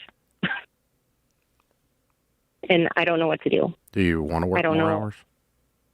No, I don't. But I want to make. So it sounds like neither one of these are good jobs. I don't know what to do, and I don't have to work. I want to work. Look for a different one. You kind of boxed yourself into a corner and told yourself it's either this or that, and that there's no other options out there. But there are other options out there if you keep casting your net out there. You might poke around and make $50,000 doing customer service somewhere. Might not be as a receptionist, but you might just. Right. There's such a labor shortage right now. It's a great time to be looking for a position. And, so, I think I would slip into your doc's office first. That's who you're dealing with, the doc, right? Yes. And they're notoriously horrible at running businesses.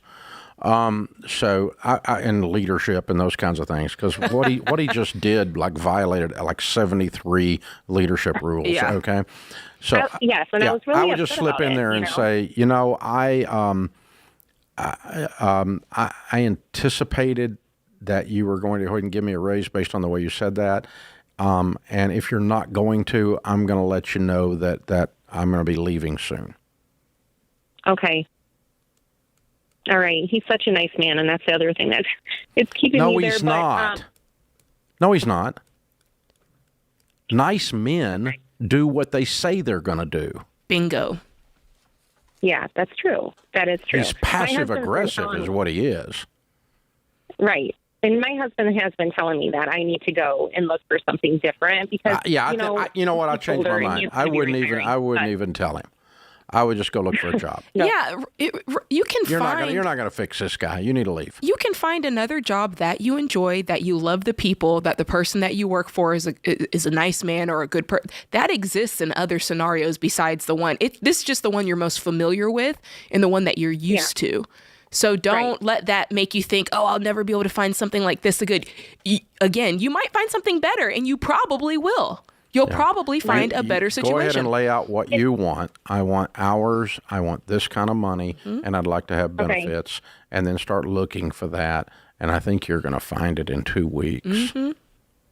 Okay, and I want to say thank you to your plan because honestly, right now I'm in a great situation that I can pick and choose what I'm going to do. We have no debt. We have a house to pay off, and that's why I want to work. I want to pay off the house faster if I work. And I want benefits. I want to have a 401k through an employer. Even though I have my own opened up already, I would still like to have those benefits. Well, it kind of has come down to you have served for 10 years with no without them giving you the items that give you dignity. Okay, for you, 401k right. and the occasional tip of the hat, even if it's a dime an hour, at least it's a raise. Right. Just someone saying you're doing a good job. Physically saying that, not just giving the words to it. Right. And so, it's. Yeah, I mean, I could talk about how to ask for a raise and how to negotiate and all those kinds of things, but I don't think I would here. I'm with your husband. I think it's time to leave. I think I'm going to go look for something else. And because, I mean, you've got this breakdown. If I'm you, I've got a breakdown of trust now in addition to the other things. And so, and you're just so sweet, and there's no conflict or drama in the air or actively out there in front of you, so you feel like it's all safe. But there is conflict and drama under the surface here, and it's just not bubbled up. Yeah, and I don't think this is the case with her. I think that she's probably done a great job at work, but if for some reason she was doing a crap job at work and they didn't think she was worth giving a raise, then that's still a leadership problem. They should have had a conversation. Exactly. They should have said, so on either side of this pendulum, which again, I think that you probably did an exceptional job at work. It's just not good. It's bad business. 10 years. 10 years. That's a long time. Not even 10 cents. Not even a nickel. Not even a nickel. Get out. Get out while you can. Yeah, let's go find something else, hon. I think you'll be happier in the long haul. Yeah. You just need someone. The work should have dignity to it. Yes. And you have to give dignity to it in the organization that you're in. It's not hard. You just have to do it. This is the Ramsey Show.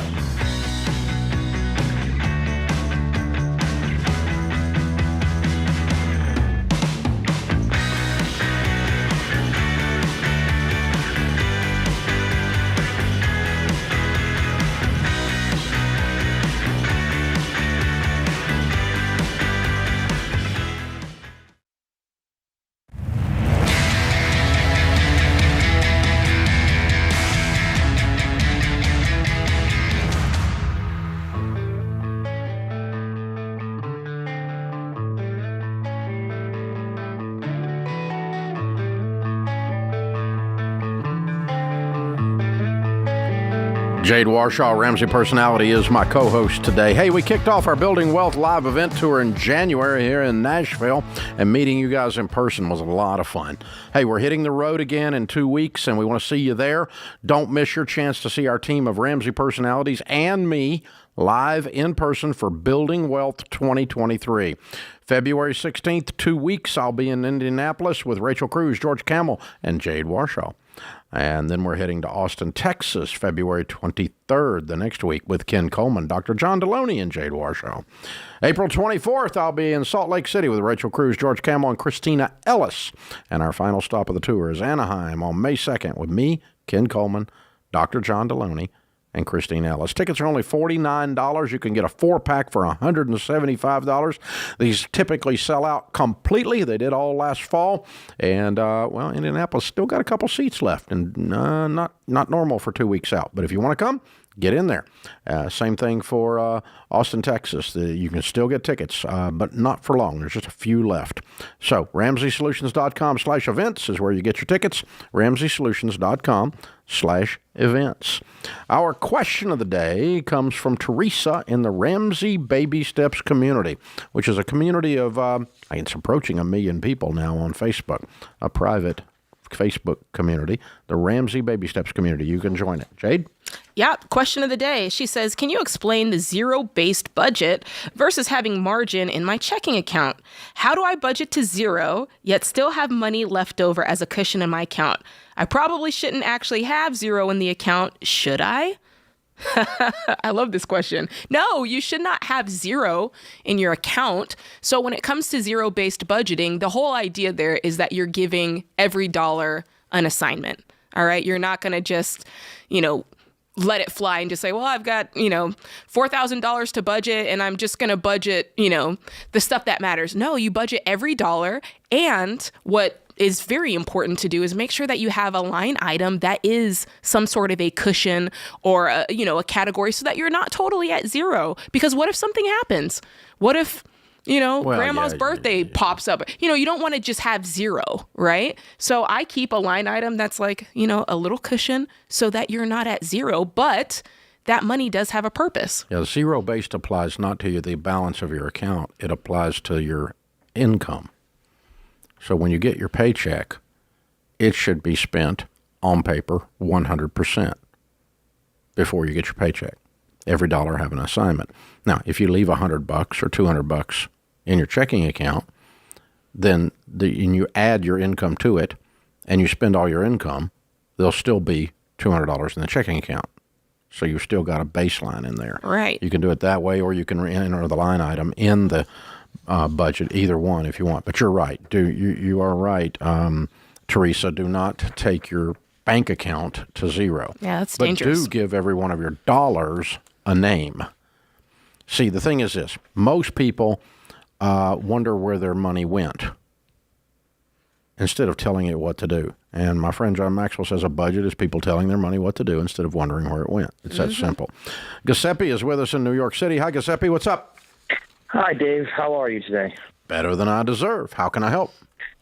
I'm good. I have a question. I have a Toyota Corolla SE edition, I guess you can say. I bought the car in 2020. It hasn't been a financial burden for me. I've been making my payments on time, if early. My normal payment is $325. I pay $500. But the funny thing is I have all the money to pay off this car right now. And I don't know what has been stopping me to just write a check and pay it off. Today, I just paid off a credit card for something that was a stupid debt, as you like to call it. And my goal really in the future is to buy myself a condo. It's always been one of my dreams. And I know I'm not going to get there if I have this car payment in front of me. I live with my parents. I'm 32, and I just don't know what's stopping me from paying this debt. What is stopping you from paying the debt? If you want to pay it and you have the cash to pay it, pay it. I mean, here's the thing. I feel like you've got a lot of things in front of you that you want to do. So let's just take it in order and get ourselves together. So if you've got money set aside, how much money do you have set aside? Well, the car is about $11,500 I owe, and I have about close to maybe $18,500 saved already. All right. So we'll walk through the baby steps. So the way we teach here is a series of baby steps that we walk through in order. So the first one would be having $1,000 saved as a starter emergency fund. So for this purpose, I would set $1,000 aside. That leaves you with $17,000. And now we get into your debt, which is baby step 2. We're paying off all of our debt except a mortgage. So how much debt do you have total, not just the Corolla? Well, I just paid off a credit card that was about $1,400. All right, that one's gone. Paid that off. That's gone. And I think I owe like $127 right now on one of my credit cards, and I actually recently just paid that off yesterday. So that one's gone? That. Okay. Yeah, so I think for right now, I'm credit card debt free. All your debt, not just your credit cards. I want to know how much total debt you have. Car, everything. The car is about $11,500. Right. And then no more credit cards, so just the car. Okay, no student loans, nothing like that, right? No. Okay. No student loans. So we've got the $1,000 set aside, and then out of the $17,000 remaining, we're going to take $11,500 and pay off the Corolla, right? Mm-hmm. Okay, and then from then, we're going to go to baby step 3, which is to have 3 to 6 months saved. Now, for you, what does that look like? 3 to 6 months of expenses. I know you said you're living with your parents, so what does that look like? Well, the thing is, I work whenever I possibly can. I work for Amazon delivery, and that has been an up and down battle because. Right, but what would it take for you to have 3 to 6 months of expenses saved based off of your lifestyle? it wouldn't take that long because I'm a very good. You almost have it. saver. Yeah, I mean, you've already got $6,000 left. $6,000 or $7,000 laying around, and you don't really have any expenses at this point.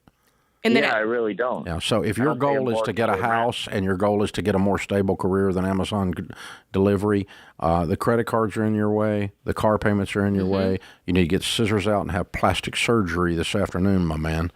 Chop those cards up, and you need to get on a cash basis for operating your life, and with no car payments anymore, because you're going to pay them off when you get off the phone right now. Then you're going to pile up as much cash as you can pile up beyond your emergency fund to get your down payment moving towards your house and help you make the transition into the career. So the problem is there's a lot of things in your life that you're doing at 70%, and I want you to turn it up to 100. You 70% want to get out of debt. You 70% are working towards buying a house. You 70% are working on your career. And it's time for you to light a fire under your butt and start taking these things to a 10.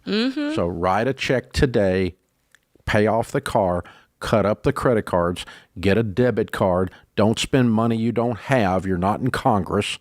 And then get your butt in gear on your career, get your butt in gear, and go get you a place to live and go have a life. Yeah, and the place to live we're not talking about spending years more in your parents' house, saving up money to get a place. Very short period of time. Yes. It's time for you to get in gear. Yes. On a bunch of things here. Really get in gear. I mean, go hard. Yeah. It's time to go hard because you're getting mediocre results in every area of your life because you're playing at 7 instead of playing at 10. And I want you to play for the freaking Super Bowl, man. I want you to go for it because you got that inside of you. Thank you for calling in, sir. Hey, if you like this show, the best thing you can do for us is leave a 5-star review. Mama said if you ain't got nothing nice to say, don't say nothing at all. Share the show. Share it on Spotify, on Apple. Share it on YouTube, and subscribe. If you're listening as a podcaster or on YouTube, subscribe. It helps the algorithm. It helps lead people to the show.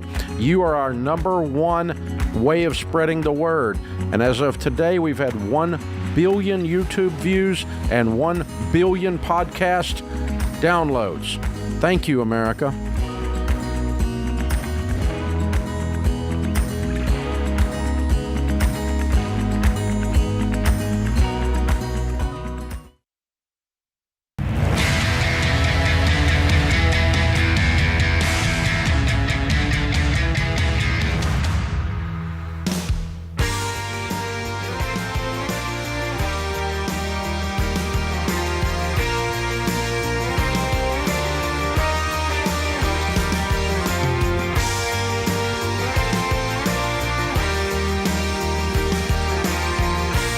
Jade Warshaw, Ramsey Personality, is my co-host today. Thank you for joining us, America. In the lobby of Ramsey Solutions on the debt-free stage, Peter and Maria are with us. Hey, guys, how are you? Hey, Dave. We're doing great. Welcome. Where do you guys live? Kennesaw, Georgia. Oh, yeah. Just outside of Atlanta. Just down the road here, not far. Good.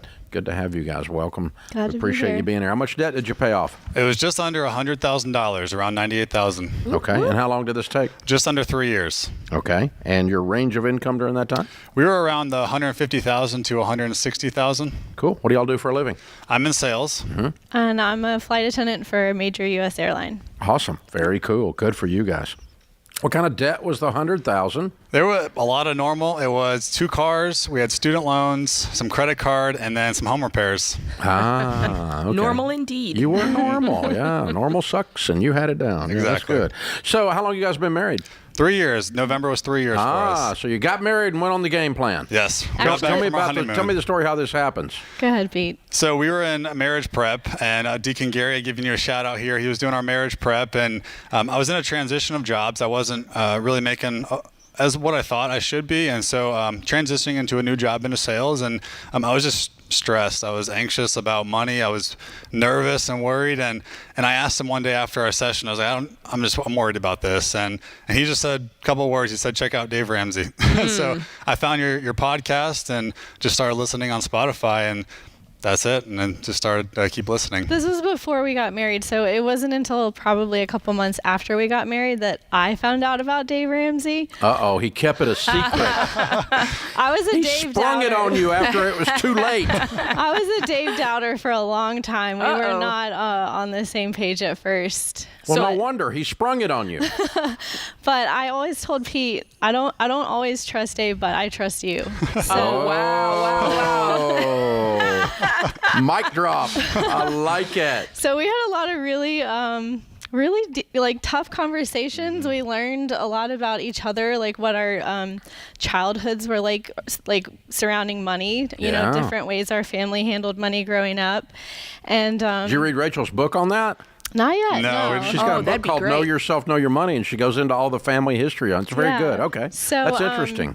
We finally, I got on the same page as Pete, and I think that's when we just really started steamrolling. And It was about 2 months after marriage. We got back from our honeymoon and really just hit the ball running.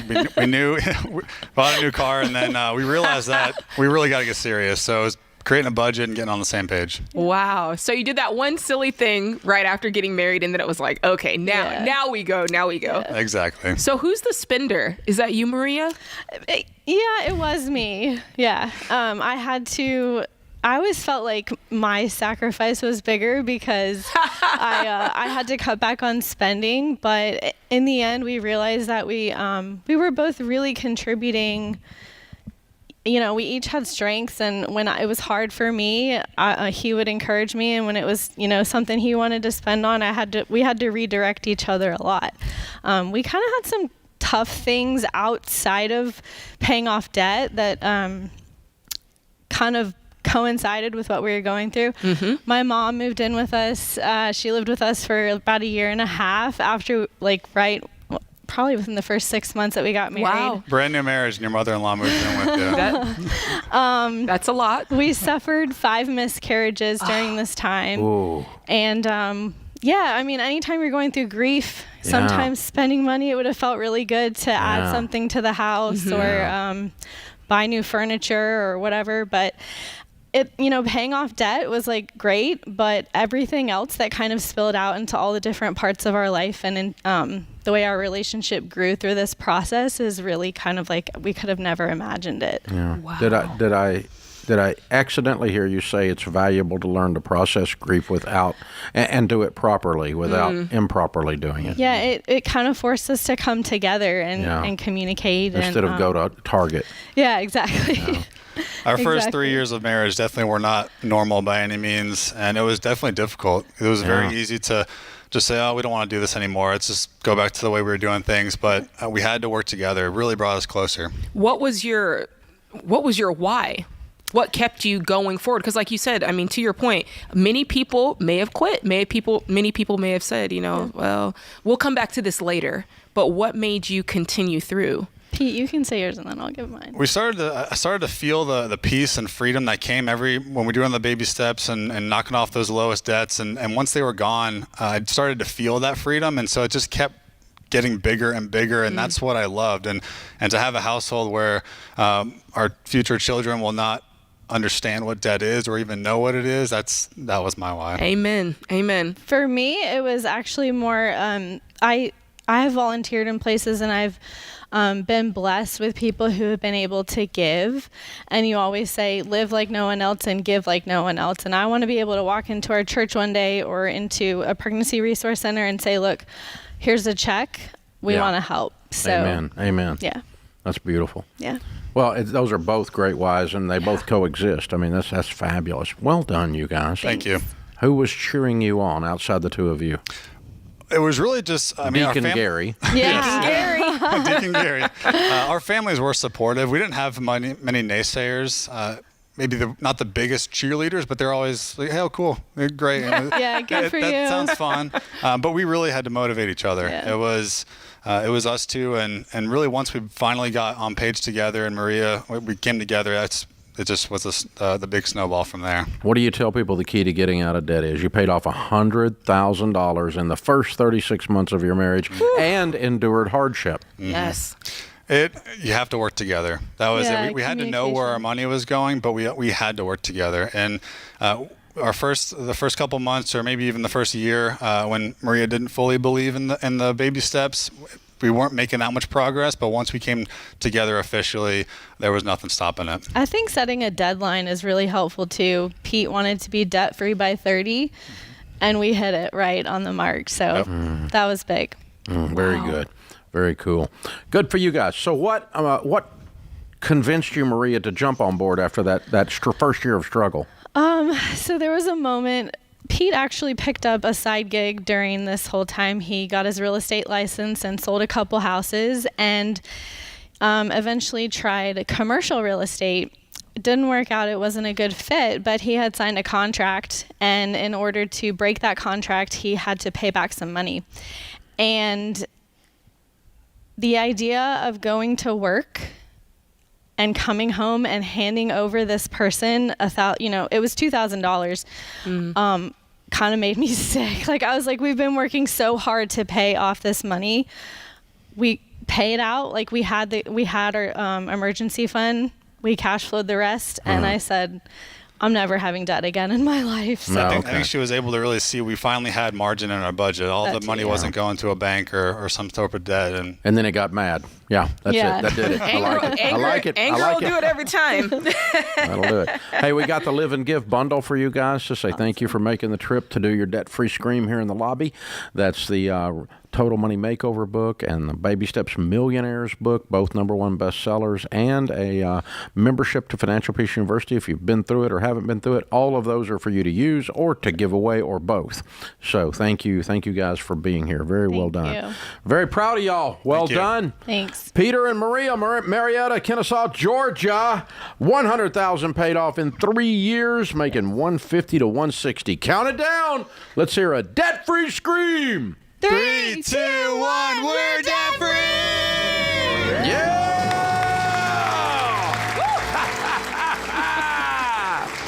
That's how it's done. If you start your marriage that way, boy, do you set yourself up to win. Powerful, powerful guys. Rock stars, heroes. Well done. This is The Ramsey Show.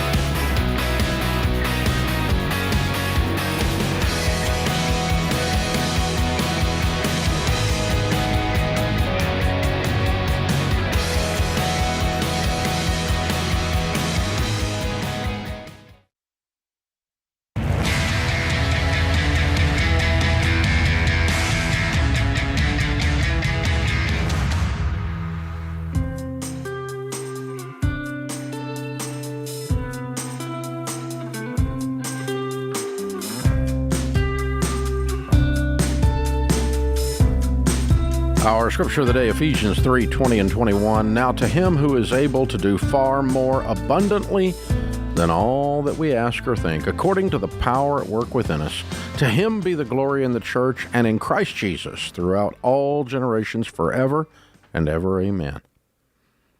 Dr. Mae Jemison, I don't know if I'm pronouncing that right, the first African-American female astronaut, said, "Never be limited by other people's limited imaginations." Ooh, that's a good one. Like that. That's good. Open phones at 888-825-5225. Nick is in Kansas City. Hey, Nick, welcome to the Ramsey Show. Hello. Hey, what's up? Well, I had kind of a weird question. Okay. So I've been working for my company for a pretty long time. I don't want to get real specific, but it's a construction company, and the owner of my company, I'm pretty high up on the chain. I'm basically run the place now, but he's offered to sell the company to me. Mm-hmm. And I've talked to a few different people, and nobody really wants to talk to me about it. And I don't really understand why. I'm sorry. Talk to you about what? It seems like they only want to talk like I've talked to my banker, and he's like, I really can't help you unless I talk to him. I want to know what he wants. And I'm like, well, I don't really know how to facilitate my situation further because I want to know more about the process. Your banker doesn't have to talk to him. That's absolute bull crap. Yeah. Your banker's blowing you off. Yeah. So I don't know. I mean, where do I need to go? Who do I need to talk to get more information? Well, we can talk about it a minute here. There may be some small business mentors in the area. You may find someone in a construction company of similar size in another city that you could call up and ask, and just say, "Hey, we're similar size over here. This guy's talking about selling to me. Would you give me 5 minutes on the phone and talk to the owner of it and go, what would you do?" And asks other people in the same industry. How much does he want for it? Well, I would think that the company is probably worth as a whole probably around $6 million. Why do you think that? I've been working there a pretty long time, and I know how much it's worth. No, no, you don't. You just know what it makes. Where did you get that valuation? I would say that there's probably about $2 million worth of work on the books. I'd say within the assets of the company, I'd say there's probably $4 million. Okay, that's not how you value a company. Okay. There's 3 ways you can value a company. One of them is the multiplier of your gross revenues, and that won't work in this situation. The second way you can value a company is a multiple, a cap rate on the actual net profit after all bills are paid. The actual net profit as a multiple, okay? 3, it would either be 4 or 5 times that number, which would be a 20 or a 25% rate of return for the investor buying it. And you would not pay any more than a 3 or a 5 multiple of net profit in this case. The third way you can value it is book value, which is what happens if you close it and you sell off the assets. But you don't add the assets to the income to create the value. Okay. You're doubling up the value then. So all the assets totaled up, the equipment, the inventory, that kind of stuff. What are the actual assets, the hard assets worth, do you think, roughly? You said $4 million. You said $4 million, didn't you? I'd say the hard assets, all the equipment and everything, $2 million. Okay. So that's what it's worth if you close it. He can get that just selling off the stuff. So usually book value is the bottom line, cheapest price a business is worth. It's worth at least that, okay? Because we can close it and do that. Then, so it's probably really worth about 4 or 5 times the net profit, not the gross, not $2 million on the books or $4 million on the books of work, because the work doesn't make profit, all of it. It's not 100% profit. Right. So, and you probably don't know what the hardcore bottom line profit is, do you? No, that's pretty tight. Yeah, that's on his tax return. Okay. Yeah, he's going to tell me that. So he's going to tell you that, or he's not going to sell you the company. Well, at some point, he's going to have to get a little deeper in conversation. You're going to have to get that number, or he's not going to buy it. No one's going to buy this company unless they get that number. Nobody. Right. He can't sell it. Nobody. I wouldn't touch it with a 10-foot pole. And if he tells me it's not all on his tax returns, that means he's a liar. Now I really don't trust him. Okay? He's a pretty nice guy. So I don't care if he's a nice guy or not. Lots of nice guys lie on their taxes. Either. So the thing is this, then, you guys are doing gross revenue, how much construction work a year? Oh, man. You said you had $4 million on the books, right? Yeah. So are you doing $12 million a year? At least. Yeah. All right. And so if you're on a 10% margin, you're making $1 million a year profit. I'm going to guess. Yeah. Okay. And if we did 4 times that, the thing's worth $4 million. Which, if you've got assets of 2, that's probably about right. So if it's $1 million profit and we said 25% rate of return, that's 4 times. So it would be worth about $4 million. You can't get close to $4 million yourself, can you? No. Okay. So here's how you're going to structure this. Get to that. If you find all of this out, and if you get down to the bottom of it, and if it were $4 million, here's how you structure it. without going to the stupid banker, because apparently he's not going to be any help. No. What I would do is tell the owner, let's say we find all of that out and my example turns out to be true, so you and I can talk through it. It may not be exactly that, okay? But if you find out it's $1 million profit, so the thing's probably worth about $4 million, and you agree on $4 million as a price, if he wants $6 million, he's overpriced, okay? But if he wants $4 million on a $1 million profit, that's probably about right. Then you would say, all right, here's what I will do. I will give you 100% of the profits after I pay myself my old salary. And you keep paying yourself the old salary after you become the owner. And you give him 100% of the profits until he gets his $4 million. Okay. Then if profits are down, you're not bankrupt. But if you go finance the stupid $4 million and, oh, wait a minute, real estate slows down. Oh, wait a minute, the Fed raises interest rates. Oh, wait a minute, Biden drives the economy in a ditch, you're bankrupt. Because you got to pay payments, whether they don't care if you're making a profit at the bank. They want their money. Right. So if you structure a deal based on profit, goes to him, he's going to get all his money in 4 years or less.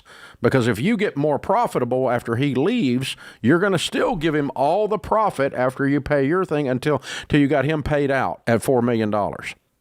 The price doesn't change, just the speed at which you give him his money changes. Right. That structure will get you through this deal, brother, without you getting your throat cut. But be careful. So that's great for Nick, right? Because he's not going into debt for it. Can you explain, Dave, is there a benefit for the current business owner to take a deal structured like that, as opposed to some guy who may have just gone to the bank? Well, number one, the likelihood of someone being able to go to the bank to buy that business without substantial assets is almost zero. Okay. Nick cannot bank that. Nick is an employee with no asset base. True that. They're not going to give him 100% financing on a construction company when he's never owned a construction company and he has nothing to put down. That's not a bankable deal. Bank's going to look at that and go, no. If they would do it, they're stupid and they're getting ready to go down with him. That's right. But they're not going to do it, okay? So the only person that's going to be a buyer for this is somebody like me. If I wanted to buy a construction company, I've got the money to buy that. Right. Then I'm not giving him $4 million. Because you're a cash flow I'm going to write a check and it's going to be $2 million. I love this conversation. That's how this works, okay? Hey, if you've got business questions, I'm also hosting now the Entree Leadership Podcast. You can send them to entreleadership.com/ask and be a part of that podcast with your small business questions. That puts this hour of the Ramsey Show in the books. We'll be back with you before you know it. In the meantime, remember, there's ultimately only one way to financial peace, and that's to walk daily with the Prince of Peace, Christ Jesus.